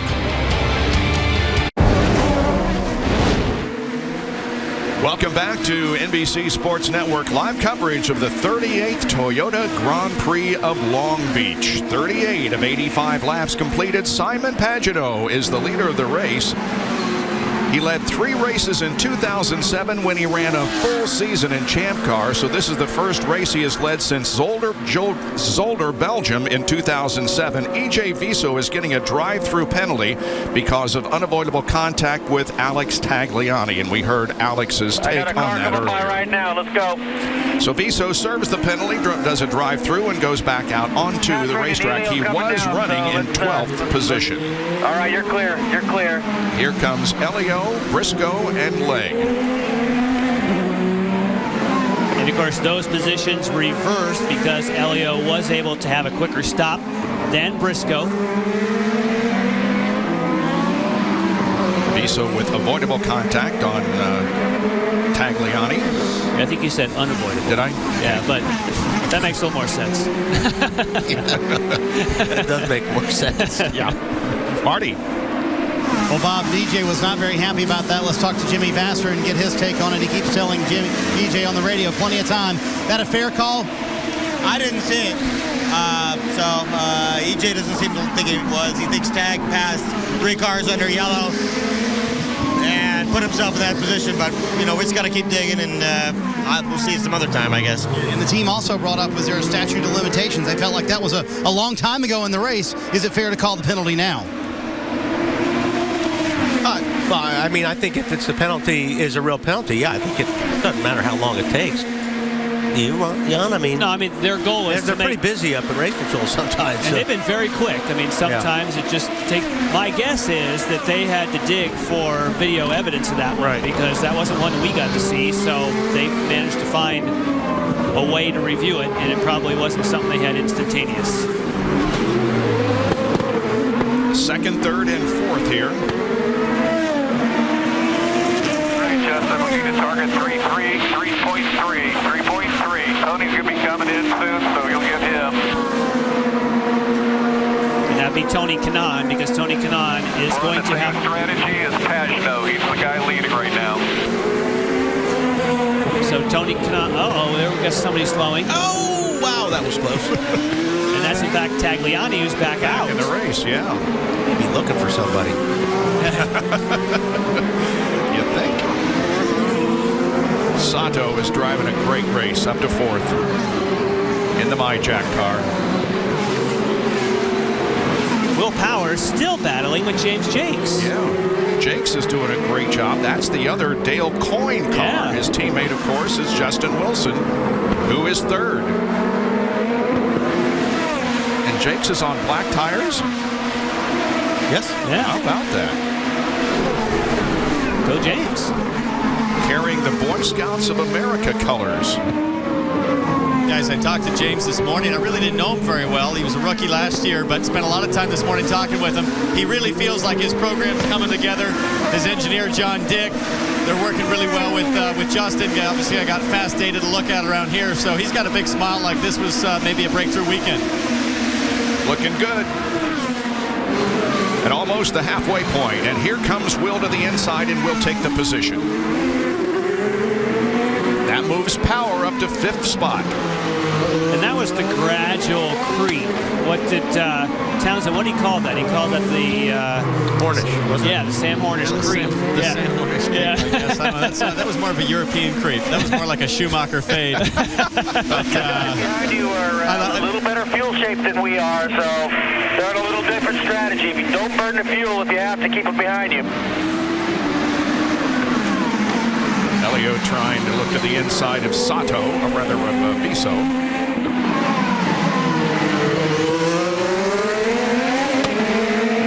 Guys, last night I was doing some in-depth research on Jimmy Vasser's yacht, and we spent a lot of time talking about EJ Viso, and I got to tell you, he's really coached EJ so well to calm down, chill out, stay on strategy.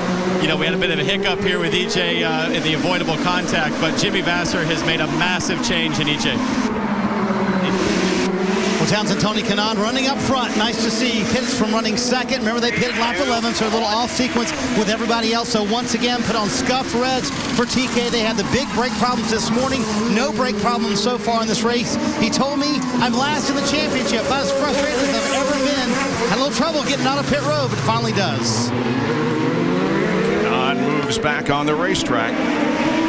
And Marty, the only problem is for Tony Kanaan, because of all that caution, all those other people who stopped early now kind of vaulted into 2 stops. So unfortunately, that's putting him back in the order, and he still has to stop because of that one more time than everyone else he's racing with. That moves Kanaan back to 15th spot. Now, Townsend, when you get invited to things like you did last night, don't forget about your broadcasting partners. And if we don't get an invite to the same thing you do, at least bring us some shrimp or lobster or whatever. If you could only appreciate the guilt that I was feeling. I mean, it was a last-second thing, and I looked at myself on it. Thought, I don't have Jan's number, Bob's number. I'll get you next time. Pagenaud leads Wilson here at Long Beach, California. Stay with us. Back in a moment.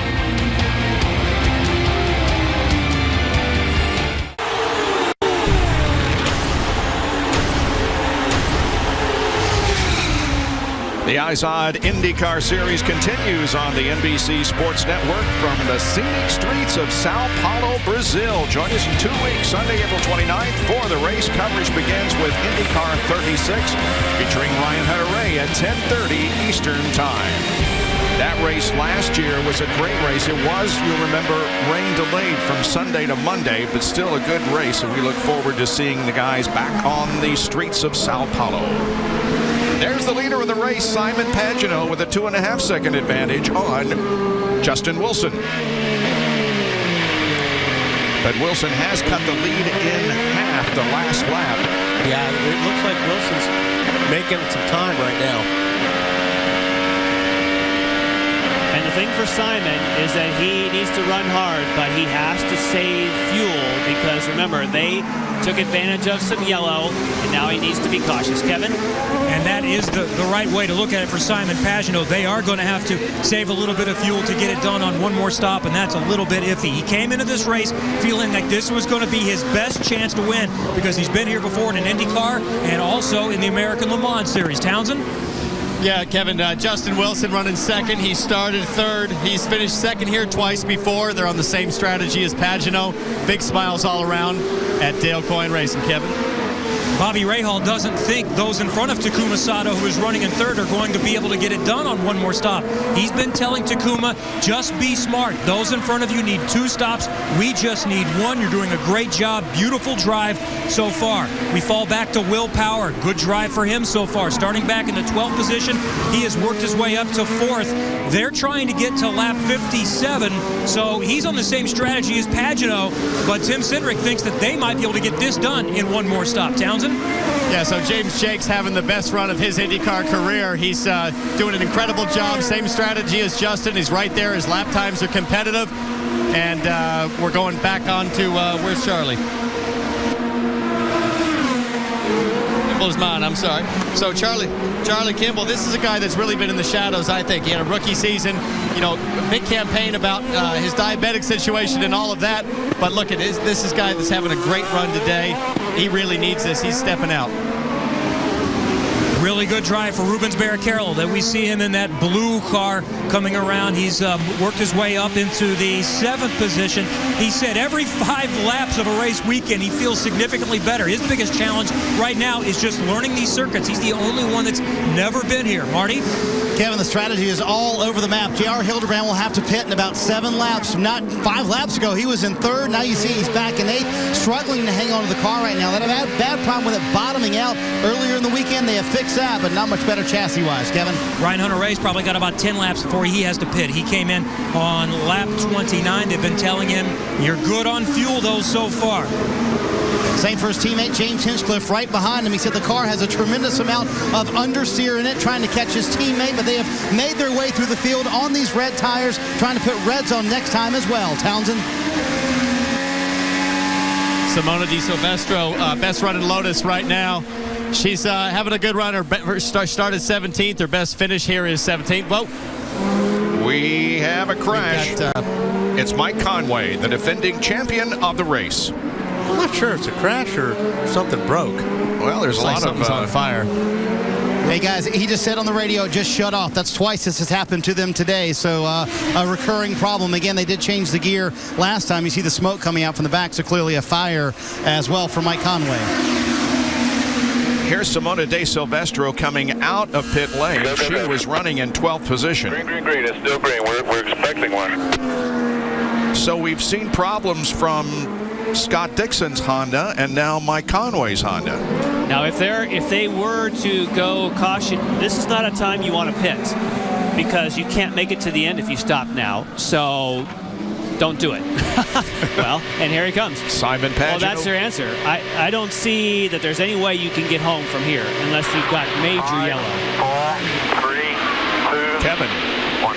Rubens Barrichello had tires out. We're thinking now they're not going to go, but Pagenaud will pit from the lead. Pagenaud will wait to get as much fuel as he can, but that's going to be awfully difficult to go the rest of the way. They're going to need a lot of yellow to make this happen. Yeah, you would only make that decision if you knew that you were in trouble. In other words, we thought he might be one of them that could make it with one more stop. Maybe they're using a lot more fuel. It's going to give the lead back to Takuma Sato. And Sato has a little bit more in hand. We heard from that report that Bobby Rahal thought that they could do it, the ones in front could not. Remember, that's because Sato stopped a little bit later, and he should be fine. Well, I mean, it's a bit of a struggle, but he's definitely got a shot. Just put another lap on Ed Carpenter, who's running in 17th spot. And that's Justin Wilson behind Ed. Red and white Sonny's car for Justin Wilson. James Jakes just peeled off onto pit road. And that's, I believe that Townsend said he was on the same strategy as Wilson, so that makes you wonder because Wilson needs to go. Here comes Power. Yeah, look who's making noise here in 3rd, and now he goes to 2nd spot. Will Power take 2nd? Jakes is away. He's got reds on and took the blacks off. Looking for top 5. James Jakes moving back onto the racetrack after a pit stop. Now Will Power will try to pass Ed Carpenter here. And will do so easily.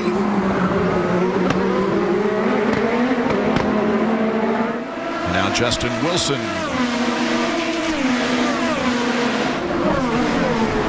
also pass in.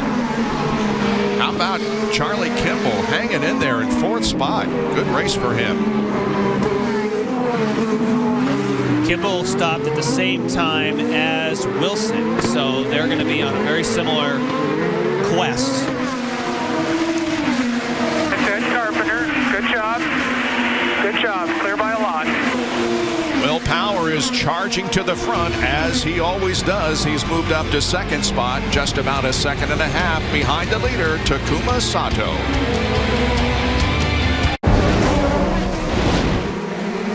Back at Long Beach, you see Helio Castroneves battling with EJ Viso. A moment ago, our championship leader, Helio Castroneves, called to his pit, said, I need a new front wing. The team has brought a new front wing out. They think there's some right front damage on the wing. That would be both of our championship leaders if he does have to. Oh, hang on, boys. Oh, and he's going to need more than a front wing. Whoa. How did they all get through there, Marty? Sorry, that was wild. Be patient, be patient. He does have damage to his right front wing, Marty, Helio. He may have just gotten that, though. Justin Wilson just made a pit stop. Here Wilson he comes back. Yeah. Wilson just threw on scuff for Meds. Happy with the balance. We're side by side here. But Townsend, that's too early for Wilson. So Bobby Rahal was correct, and he thought the cars ahead of Sato weren't going to make it. And unless there's a heap of yellow, Wilson is not going to make it to the end. They packed that thing full of fuel. How many laps of yellow you think they need? A lot. Maybe 10. Watch this, guys. See, Viso goes to Carpenter. Helio goes to the right. Power's already underneath Helio. They do make contact. Or Briscoe, Briscoe really had to take evasive action. And how did Briscoe not just... That was some great driving. Oh, this will be unbelievable. See how quick is... Like... Oh! Helio. Wow. Dude! And to set that up a little bit, guys, Helio was getting very frustrated with EJ Viso. You can see Ryan Briscoe being a little frustrated with EJ Viso as well. And once he made that pass, looks good on TV.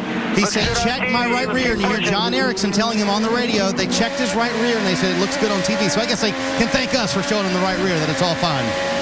This is 13th and 14th. Charlie Kimball has come in for a stop and, in fact, is on his way out. Well, this is closer. This still means you've got to idle around and save fuel, but it's still, you got to go a couple more laps if you want to make it to the end.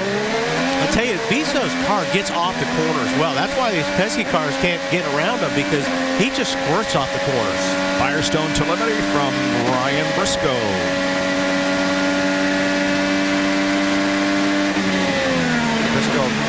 Briscoe makes it up under braking.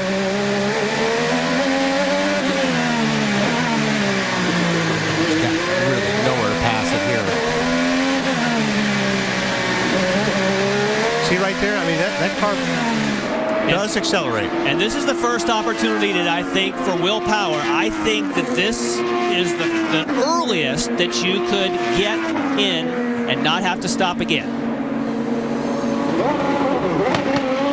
Work completed. 31 laps remain in this race. So if he goes 31 laps, it stays green. I think he'd go 31, but he's not going to be going fast 31. Back to this race now for 13th and 14th, Viso and Ryan Briscoe, who again was the fastest in qualifying yesterday, but started 11th because of the Chevy penalty. And this might be a good time, Jan, to talk about exactly what happened to the Chevy that's caused all these problems and penalties. I think I've been able to shake it out, and believe it or not, I do not believe that it's mechanical. You can say, well, what? We heard that the engines were blowing up, at least in the case at the Sonoma test with Hinchcliffe. Well, Wally, you know this. The engine calibration that you have, if you go a little too lean on the fuel, or maybe you get a little aggressive with the spark, you'd get detonation. So that'd be like a ping or a knock that you'd have in a road car. You do that at 12,000 RPM, you could damage the engine, damage a piston, and then sure enough, kablamo, they blow to pieces. So what I think is not necessarily clear, they replaced 11 engines with the exact same spec engine. These are not updated fixed engines, and they said, oh no, we found the problem and we're going to be fine. They didn't have to apply to IndyCar or the other manufacturers. So to me that means, aha, the calibration was off. They heard something in a previous race, figured the other ones were going to blow up. Let's put the same spec in now that we know what we've missed. Yep. explanation. Hey, Jan, off of that, how bad will it be for Honda if they don't win this race? They spotted everybody 11 spots. Yeah. If they don't win this race after getting beat the first two, I don't know. I mean, I don't know how there's an excuse for that. And Takuma Sato relinquishes the lead, Kevin. Bobby Rahaal's team has not won since the last time they were a full-time IZOD IndyCar Series team. That was 2008 with Ryan Hunter-Reay at Watkins Glen. Ryan Hunter-Reay stays out on track. Here's Sato on what should be his final stop, but he still might have to save a little bit. Marty?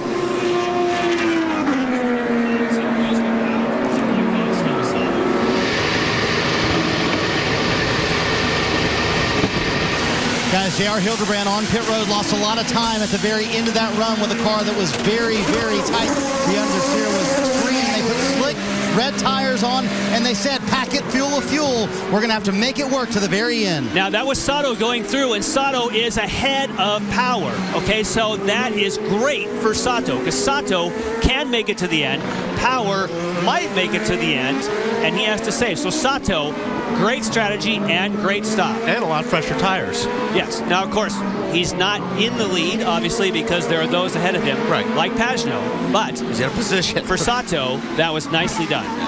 Yeah, the leader of the race is Ryan Hunter-Reay. James Hinchcliffe running second. Pagenaud is third. Then Kanaan. And then we get to Sato, who just completed his pit stop. And for Pagenaud, remember, when Pagenaud stopped, when I saw it, I said, no way, you can't make it to the end. So if he runs hard now, we can watch his lap times. That'll be the indicator. If he's really running fast, they know they can't make it. If he's really backpedaling, because when he pitted, I was thinking, no way. Yeah. Clear track again. Clear track. Let's go.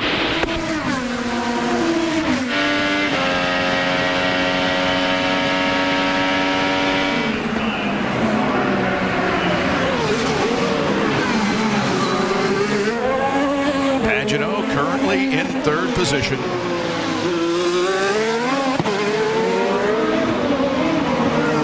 He led 14 laps of this race earlier. We have had 6 leaders and 7 lead changes, 3 caution flags for a total of 12 laps. And of course, the first caution flag was brought out in turn 1 when Joseph Newgarden, who started second, crashed into the tire barrier. Kevin? There we see Takuma Sato getting around through some traffic. Bobby Rahal is the car owner. Are you guys in the catbird seat right now?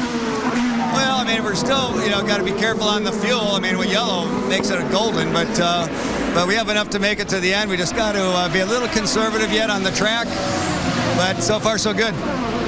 Ryan Hunter-Reay is also coming in. All right, he's obviously closely watching what Will Power is doing. And here comes Hunter-Reay down to make a stop, and he should be able to get home the rest of the way on this one. Right behind him is Hinchcliffe, who is running second, so first and second pit. Hinchcliffe into his pit box. Marty? Bob, they asked him, what changes do you want with the car? He said, get these tires off of here. There's nothing left on these reds. There's sticker reds that go on. They said, run as hard as you want. We saw his teammate Ryan Hunter-Reay flash through the screen, 8.2 on the stop for Hinch, and they told him, run hard.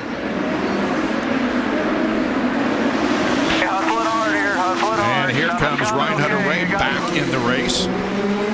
And Hinchcliffe.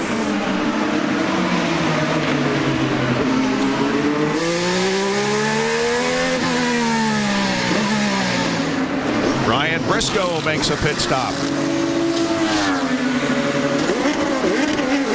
Team Penske driver. So I think this thing's going to shake down to Sato versus Power. Power with less fuel, Sato with more.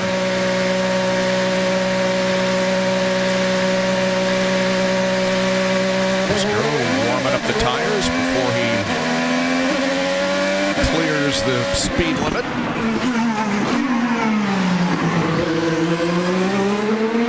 And here comes the leader of the race, who just did a 109.6? That's the answer to that question.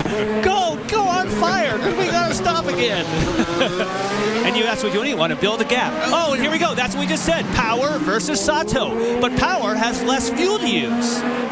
He takes the spot, though. And Power goes to third. Tony Kanaan is running second. He is off pit strategy. If Will Power can run that fast, trying to make 31 laps, Sato doesn't have a prayer, really. Well, unless Viso Power can't make it, and they're telling him to go. And guys, imagine the frustration today for EJ Viso. They've had such a fast car. A little bit of trouble there on the left front, trying to get that lug on for these guys. They want to make sure it gets full of fuel.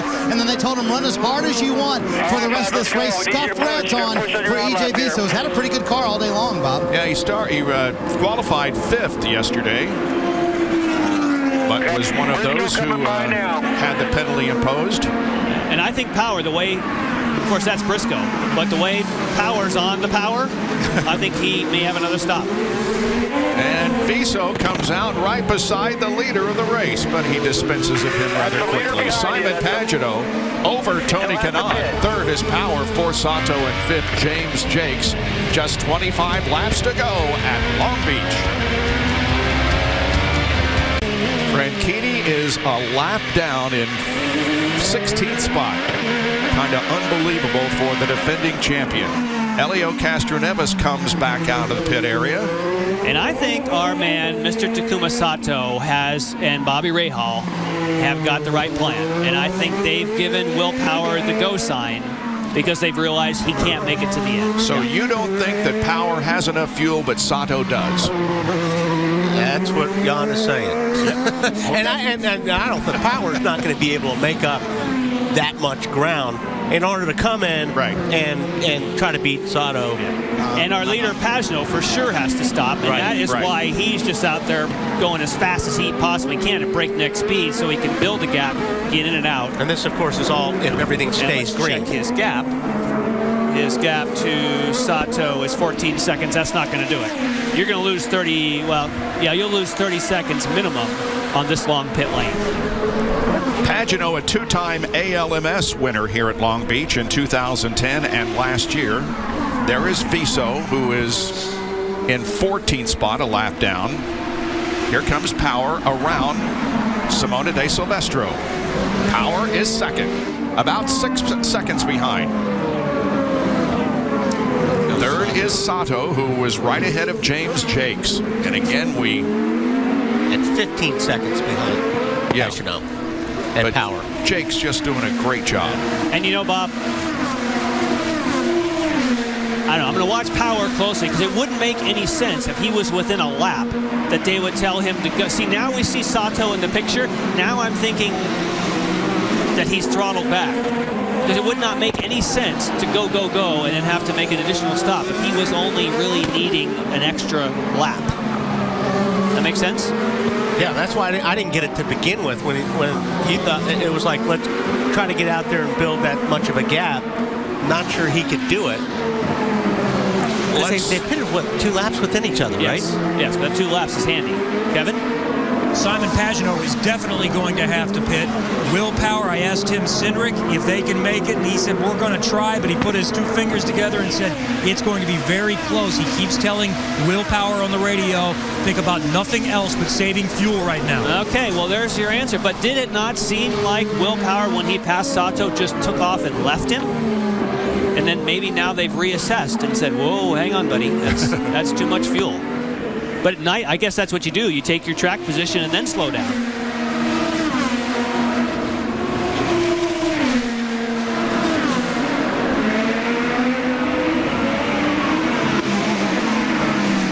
Power won most recently at Barber.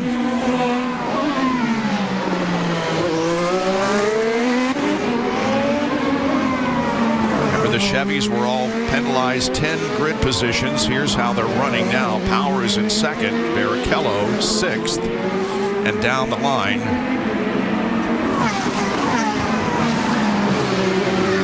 Helio running 12th. Of course, Andretti is out of the race and will finish in 25th spot. And of course, Robin Miller made a great point that if for some reason, in fact, Will Power can save the kind of fuel that we thought wasn't possible at that kind of speed, and he ends up winning this thing, Honda's got to be thinking, what do we got to do? I mean, we spotted the entire group, 10 spots. There's the leader, Simon Pagenaud, will have to pit before the end of the race. His advantage over Will Power is about 15.5 seconds now. We're on lap 66. At the Toyota Grand Prix of Long Beach, we're on board with J.R. Hildebrand, who is in a good battle with Justin Wilson. Wilson is 5th. Hildebrand is 6th. Now, James Jakes lost a couple of positions a lap or two ago. He got off course a little bit and lost some spots, but he's only back to the 7th spot. And there is Hildebrand moving to the inside of Wilson and taking that position. I think Wilson just lost a couple spots, but I think he's giving them away. I think he's probably on fuel conserve right now. Yeah, both these guys are Wilson and Jakes. I just talked to Dale Coyne. I said, does Wilson need a yellow? He nodded, yeah, with a sigh. So they're saving it like they need to right now, but I think they're going to need a 3rd stop. There is Rubens Barrichello, who the lap of 4 passed Justin Wilson, and Barrichello has moved up to 4th position, and it's good to see the 19-year Formula One veteran doing well in the IndyCar Series. I mentioned at the luncheon that I did here in Long Beach on Thursday that viewership in Brazil is up 40% in the first 2 races of this year, the IZOD IndyCar Series. And I said about 39.9% of that was because of Rubens Barrichello. And the Brazil fans had a chance to see Formula One racing earlier today, and now they're watching their hero, Rubens Barrichello, in the IZOD IndyCar Series. -3 to Simona, Rubens, -3. Pretty rough around this place, though. Very bumpy. You can see the cars especially under braking. The braking zones here are really, really rough. Now, Rubens stopped 1 lap even before Will Power. So, you know, I'm starting to think here that it may not be an even fight. You have Chevrolet versus Honda, and I think Chevrolet, not only may they not have... Okay, and there's the Pagenaud pit we're expecting. Pagenaud takes the car into the pit area from the lead, and that's going to turn the lead over to Will Power. And I think that what I was starting to say was for Will Power, this will be quick on fuel. 3, 2, 1. He had a 19.5-second lead when he came in the pits. There's Power. There's Power. All the way. Up to speed as quick as you can. And Sato goes by. Just saw the blue and white. He's just come by. He's P3. All right, so they're doing the same thing we are. They're coaching him through. Still good. Here comes Barrichello, P4. Barrichello past me. Hildebrand. Oh, and he might get... No, Barrichello should be much quicker at speed. Yeah, you got to... But not bad. That shows you why you want to build a gap before you pit. What I was kind of trying to slide in there is I think that Chevrolet, when you see what Will Power can do, they've obviously been strong at the beginning of this year. I think now they're showing their muscle in fuel economy, because we're seeing that Chevrolet versus Honda with Sato, and the way he drove away from him, you're thinking, well, surely they're not on same fuel strategy, but that's very impressive. So Pagenaud comes out in 4th ahead of J.R. Hildebrand, with whom we ride.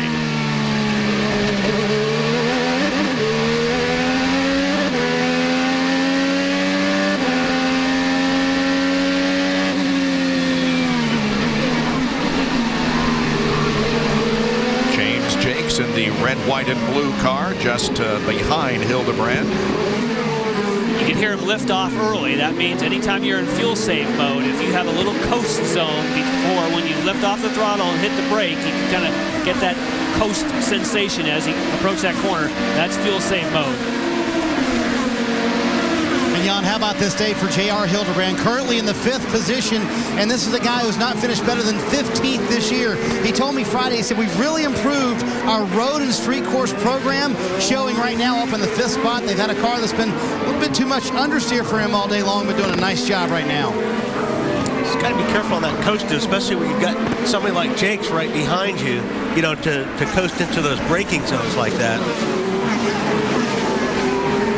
That's hard to do when you're a race car driver. Yeah.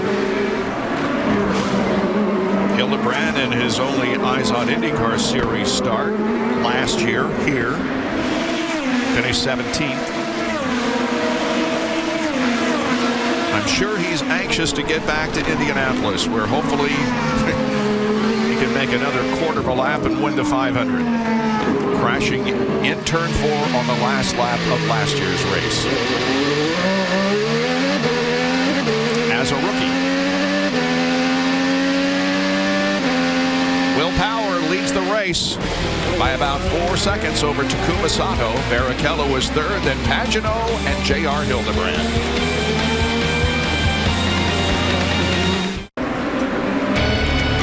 The streets of Long Beach, California are alive with the sound of race cars. For the 38th time, the Grand Prix of Long Beach underway. In fact, we have only 14 laps to go in this race. Watching Charlie Kimball, Ryan Hunter-Reay, Justin Wilson, 6th, 7th, and 8th. And back in 9th is Hinchcliffe in green. Hunter-Reay's going to take a look. Back under Kimball. Yikes. Well, he got it. Hunter-Reay moves to 6th. And Wilson's going to take a look. Yeah. Just a look. See Hinchcliffe in there. Yep. Now, behind you saw Simona De Silvestro, and she's receiving a penalty. So I believe that's the first drive-through penalty we've seen. Here was the move, Pagenaud to the inside of Barrichello. And Pagenaud moves to 3rd there. Rubens back to 4th position. He's got a drive-through for what? For blocking. Oh, for blocking. So, to my knowledge, that's the first actual penalty that we're going to see served for Simona De Silvestro. Oh, okay.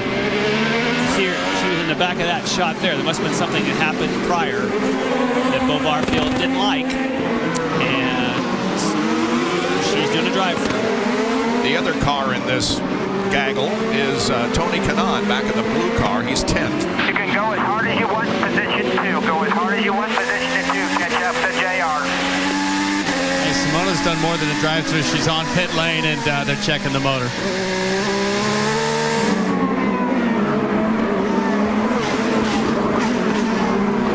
This group here is about 20 seconds behind the leader, Will Power. Only got 10 laps to go. We're going to take another break here so that we can finish the race for you uninterrupted. Will it be Will Power, who may have to stop for fuel, or Takuma Sato running 2nd that wins this race? Back at Long Beach, California, and the 38th Toyota Grand Prix of Long Beach for the Izod IndyCar Series. Only 8 laps to go, and Will Power has a 5.5-second lead over Takuma Sato. So, I mean, really, the big question we're looking at here is, and we're all talking during the break, does Power have enough fuel, or doesn't it? And I think when you watch on the track that they are too smart. Tim Cindric and company, he's under no pressure. You can see there's no way that he has any reason to push unless he's got plenty of fuel in hand. Rubens Barrichello gives up 4th position for his final stop, Kevin. No tires. It's going to be fuel only for Rubens Barrichello. Keep in mind, he came in only 1 lap earlier than Will Power. He said that's been one of the biggest challenges coming over here in Formula One. You don't work on saving fuel. Obviously, the others like Will Power can do it a lot better. I'm hearing it's still going to be close on Power, but it sounds like they're pretty optimistic that he's going to make the finish. That's 7 laps of fuel. Yeah, how can one driver, that's a lot. 7 laps? That's what's so amazing about Power. How can he drive away from Sato, who pitted earlier? Sorry, who Sato pitted later, and he drives away from him, and now they think they can make it on fuel. That's impressive by Chevrolet and by Will Power. Yeah, we're not at lap 85 yet. No, but I'm saying they're. But yeah, to even consider it. If they didn't think they were going to be making it, he would be standing on it and he'd be doing qualifying style laps. But he's not. He's just comfortably running faster than Sato, yeah, who had a second a lap. who had fuel in hand. Yeah. This is for position. So here's a guy we know pitted later. He's going to do it here in turn 1. Listen to the crowd. Pagenaud takes 2nd. That got him fired up. Wow. You might see on the rear wing of Takuma Sato's car Worldwide Pants. That, of course, is David Letterman's company, and he is part owner of the car that Takuma Sato drives. Now, that is what you would expect. Yep. That's one guy saving fuel. 6 seconds. And another person not. And that's the kind of difference we're used to seeing. Right? But wow, the way, look at the gap. I know. He's pulled on. We'll take a look at lap times right now. Pagenaud is quicker than Power. You're good all the way. That's Rob Edwards telling him he's good all the way. Still got to make up 6 seconds on that man right there. Which is no small task. Yes, right now. I'll let you know when you get to stop finish. This is going to be good. Guys, he's hustling. You know, he closed down on Sato at a second and a half a lap, so this absolutely could come down to the end here. Yes, on fuel. We'll do it 71.5. Kind of watch the lap times this time. See. You've got fuel. And guys, Tim Cindric telling Will Power on the radio right now, Pagenaud coming very hard. You're 5 laps to go, plus 5 seconds. I don't think he told him he's gaining a second. Yeah, exactly, Marty. He left that part out.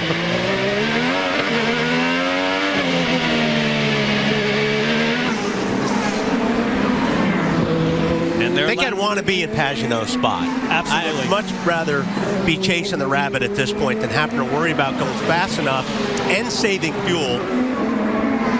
And this is a great Honda Chevrolet battle. It's what Robin mentioned earlier. After getting the gimme, so to speak, it is probably going to come down.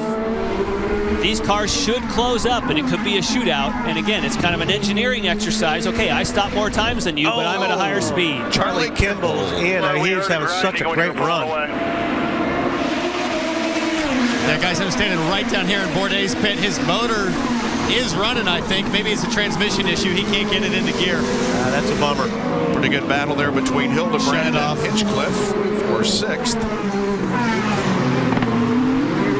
And they just told James Hinchcliffe on the radio, be very careful. Justin Wilson might run out of fuel. And there he goes, diving to pit road, guys. And Pagenaud just did a 109.7. That is that's more than a second faster than Power.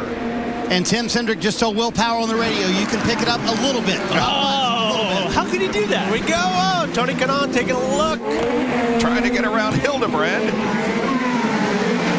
It is just astonishing to me that they tell Will Power you can pick it up a little bit. Rubens Barrichello, who stopped only 1 lap before, has had to pit many laps ago. That blows me away. 7 laps. How you can be that much better on fuel? That's astonishing. Tony Kanaan has turned his season around after getting off to a very bad start on both the races. And here he is. Wow, that was close.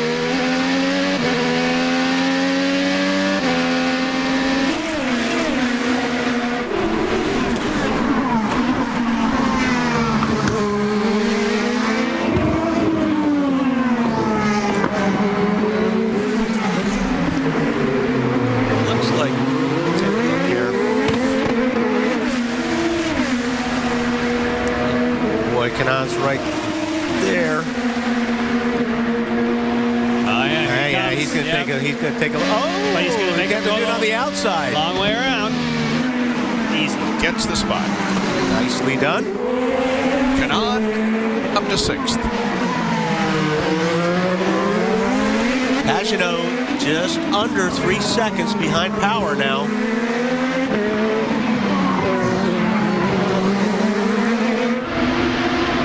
Power's going to catch a little traffic, too. Oh, EJ That's going to definitely come into play. We know how easy Viso is to get by. Boy, this is what Pagenaud wants to see. And we're coming up on 2 laps to go. Team Penske versus Schmidt-Hamilton Motorsports. Sam Schmidt and Davey Hamilton own the car that Simon Pagenaud is in 2nd place in. Marty. Guys, Tim Cindric just told Will Power in the lead, go as hard as you want for these final 2 laps. I think we'll have the fuel to make it. How can they do that? Kevin?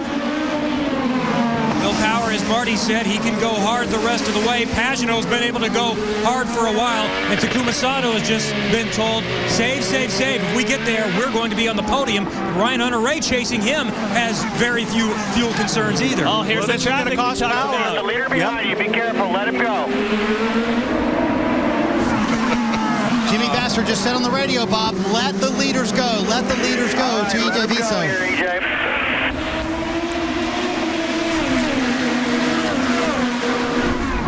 Pagenaud has to get through by Catherine Lake first. He does. Oh, he's gaining. He made some ground up right here. But Power's still behind Viso. All right, EJ, I want you to let the leader go. Gonna be close, folks. Coming down for the white flag. 1 more lap. 1 more lap. officially 1.085 seconds separates first and second on the last lap, and Power will get by Viso into turn 1, putting Viso between himself and second place Pagenaud. That could have cost Pagenaud unless Viso just pulls out of the way right here. And he does. Nice. Good. Oh, he's coming. But the fact that they told Power that he could stand on it. Yeah. And we heard at the same time Bobby Rahal tell Sato, save, save, save, and Sato stopped later. That, to me, is unbelievable.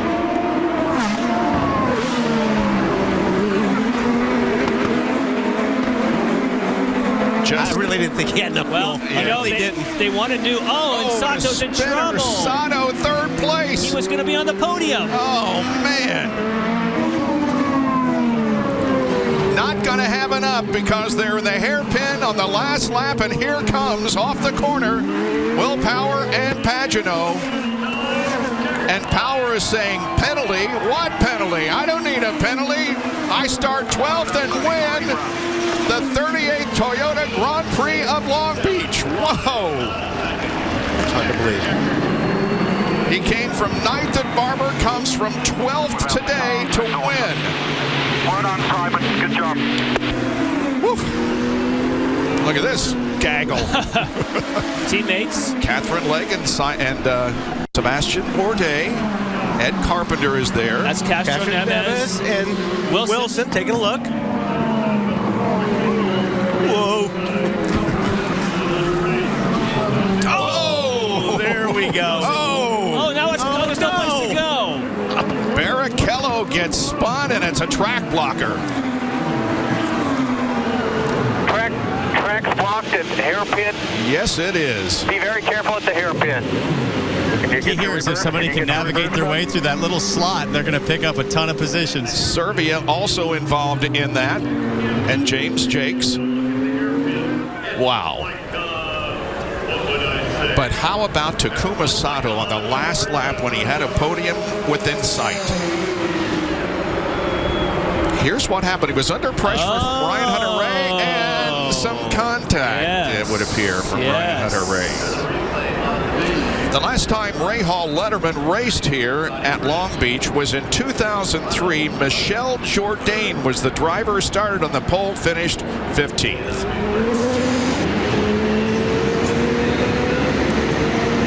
Go, Marty. Well, Bob, I'm wondering if Tim Cindric has any fingernails left. You okay?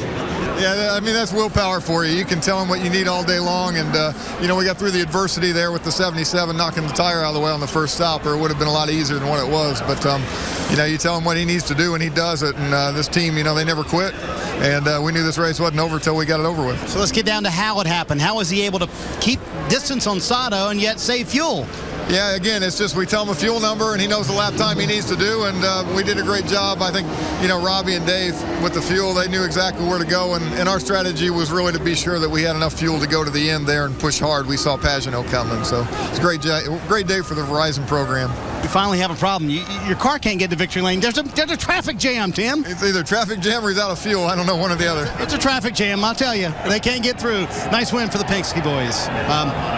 Yeah, but he's getting out of the car. He may be out of fuel. Yeah, traffic jam is one thing, but... And the captain, Roger Penske, celebrates yet another victory. Team Penske has won all 3 races so far this year.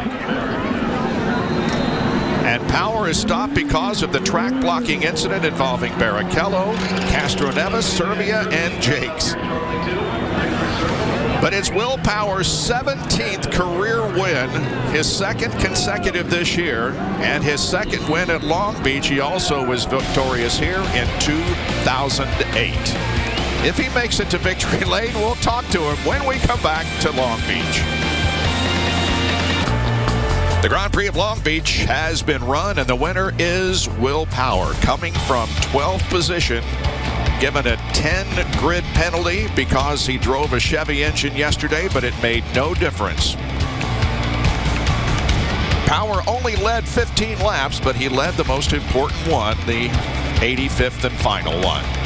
Simon Pagenaud finished second and actually led most laps, 26. Let's go to Townsend Bell.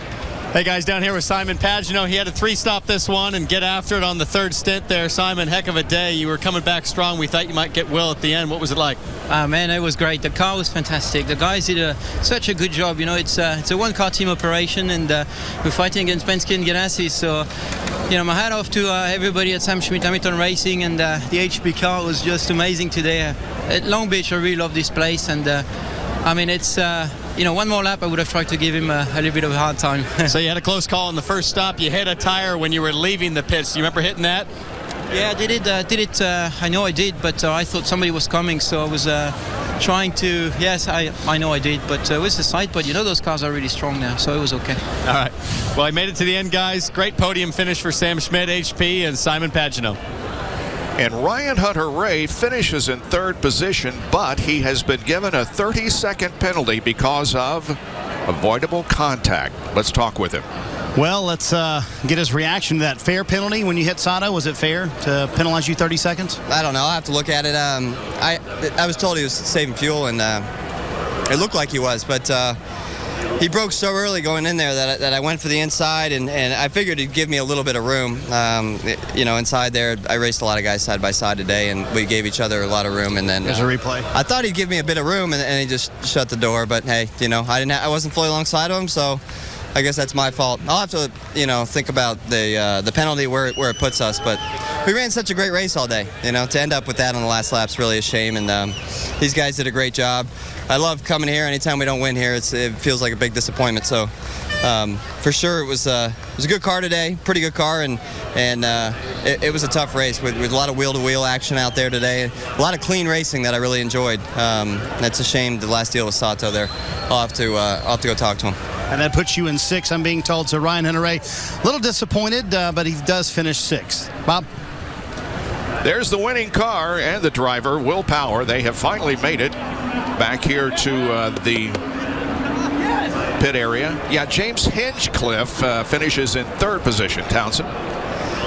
Yeah, Bob, I'm standing down here with James, and James, beneficiary there of Ryan's penalty, but you had a strong run. Pretty cool to come back and get a podium here. Yeah, 100%. You know, I feel really bad for Ryan because he drove such a great race, and I mean, I owe him a lot. I was following him through a lot of those passes he was making. He sort of helped me get up to that spot, so it sucks to get it at the expense of him, but, you know, great day for the crew. It was really the calls, you know. They made great calls all day. Those yellows early sort of threw everybody off, and it was just awesome for the GoDaddy crew. The car was great. I think my fastest lap was the second last lap of the race, so we're pushing to the end, and somebody just reminded me I made a bet with Wade Cunningham, in the IndyCar driver, that my first podium I'd have to come to the next race clean shaven. So I guess for Brazil, you guys are going to see babyface Hinchcliffe coming out.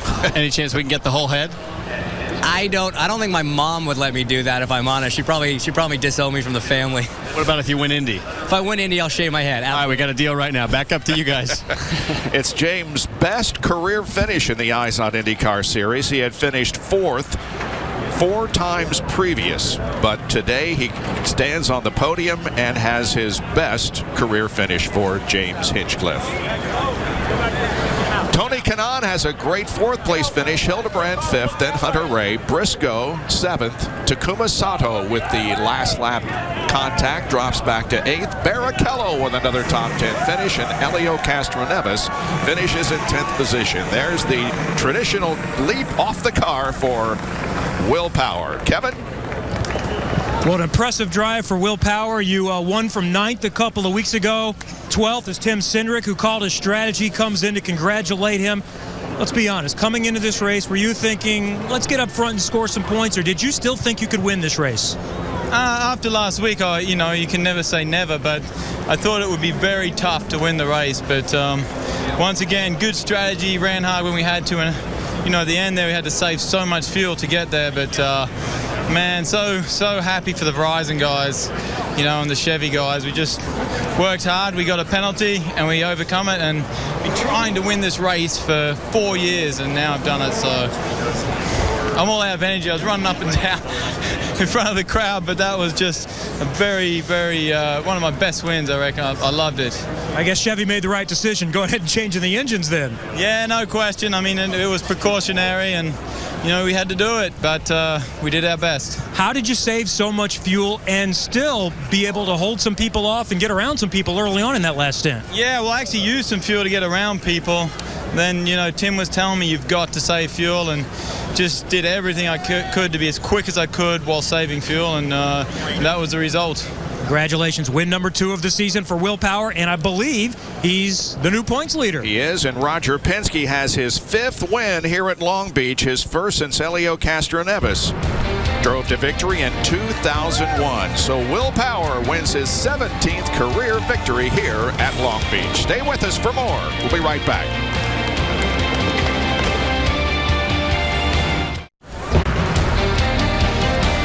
Entertaining race here in the streets of Long Beach, California, as Will Power comes from 12th starting position to win, and the sportsmanship was on display. Here comes Simon Pagenaud up alongside. He finished 2nd, but gives the thumbs up and congratulates Will Power on a great victory here this afternoon. Here's the 4th place finisher who had a great afternoon, down to Townsend Bell. Yeah, guys, down here with Tony Kanaan. He started, 19th today, ended up 4th. How did you do that? Oh, it was a great strategy. I was committed to do a 3-stop from the get-go, Townsend. As we started at 19th, I chose the blacks to start, and I said, first window we have to get off of them. Let's get off and try to get some track position. So my race was really fun because I pushed the entire race. I qualified the entire race. I passed 6 or 7 guys. A couple guys crashed. A couple guys had to pit, and it was great. I mean, coming into Long Beach dead last in the championship, that never, ever had happened to me. So I had to take myself out of that. Well, you picked up some valuable points. I'm noticing a couple of gray hairs here in the scruff. It looks kind of like what I see when I look in the mirror. Is this too stressful, this IndyCar stuff for you now? I think we're just getting old, man. We go back a long ways. We won't tell the viewers, but, I think this is, they say you get older, you get wiser, so I guess I would go like that. Well, clearly up in the points now. Hopefully the stress abates a little bit heading into Brazil. Well, I don't think the stress is going to abate for Takuma Sato. You got your season's best finish, but you had much better steering down a career best finish. What happened with the contact with Ryan Hunter-Reay? Well, to be honest, we haven't finished yet. I haven't seen the checkouts for Agate this year.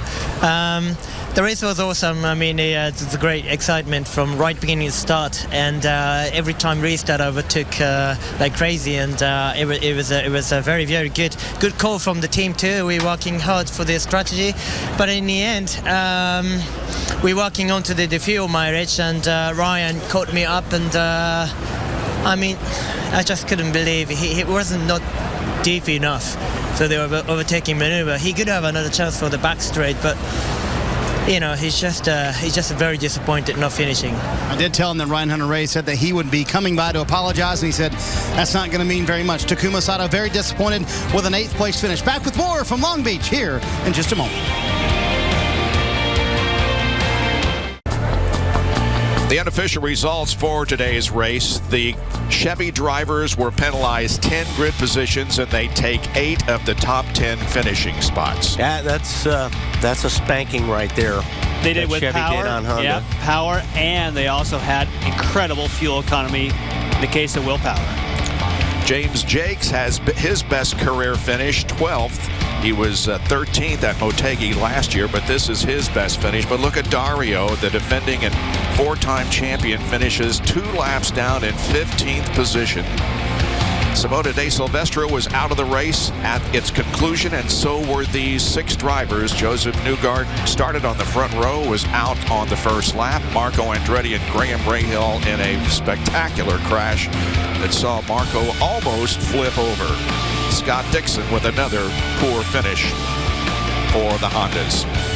Here are the points, and look at this. Will Power gains 2 to go to the top. Simon Pagenaud gains 2. J.R. Hildebrand gains 9 positions into 10th, but the big mover was Tony Kanaan as he moved up 15 positions just outside the top 10 in 11 spots. So Tony Kanaan finishes in 11th in the points.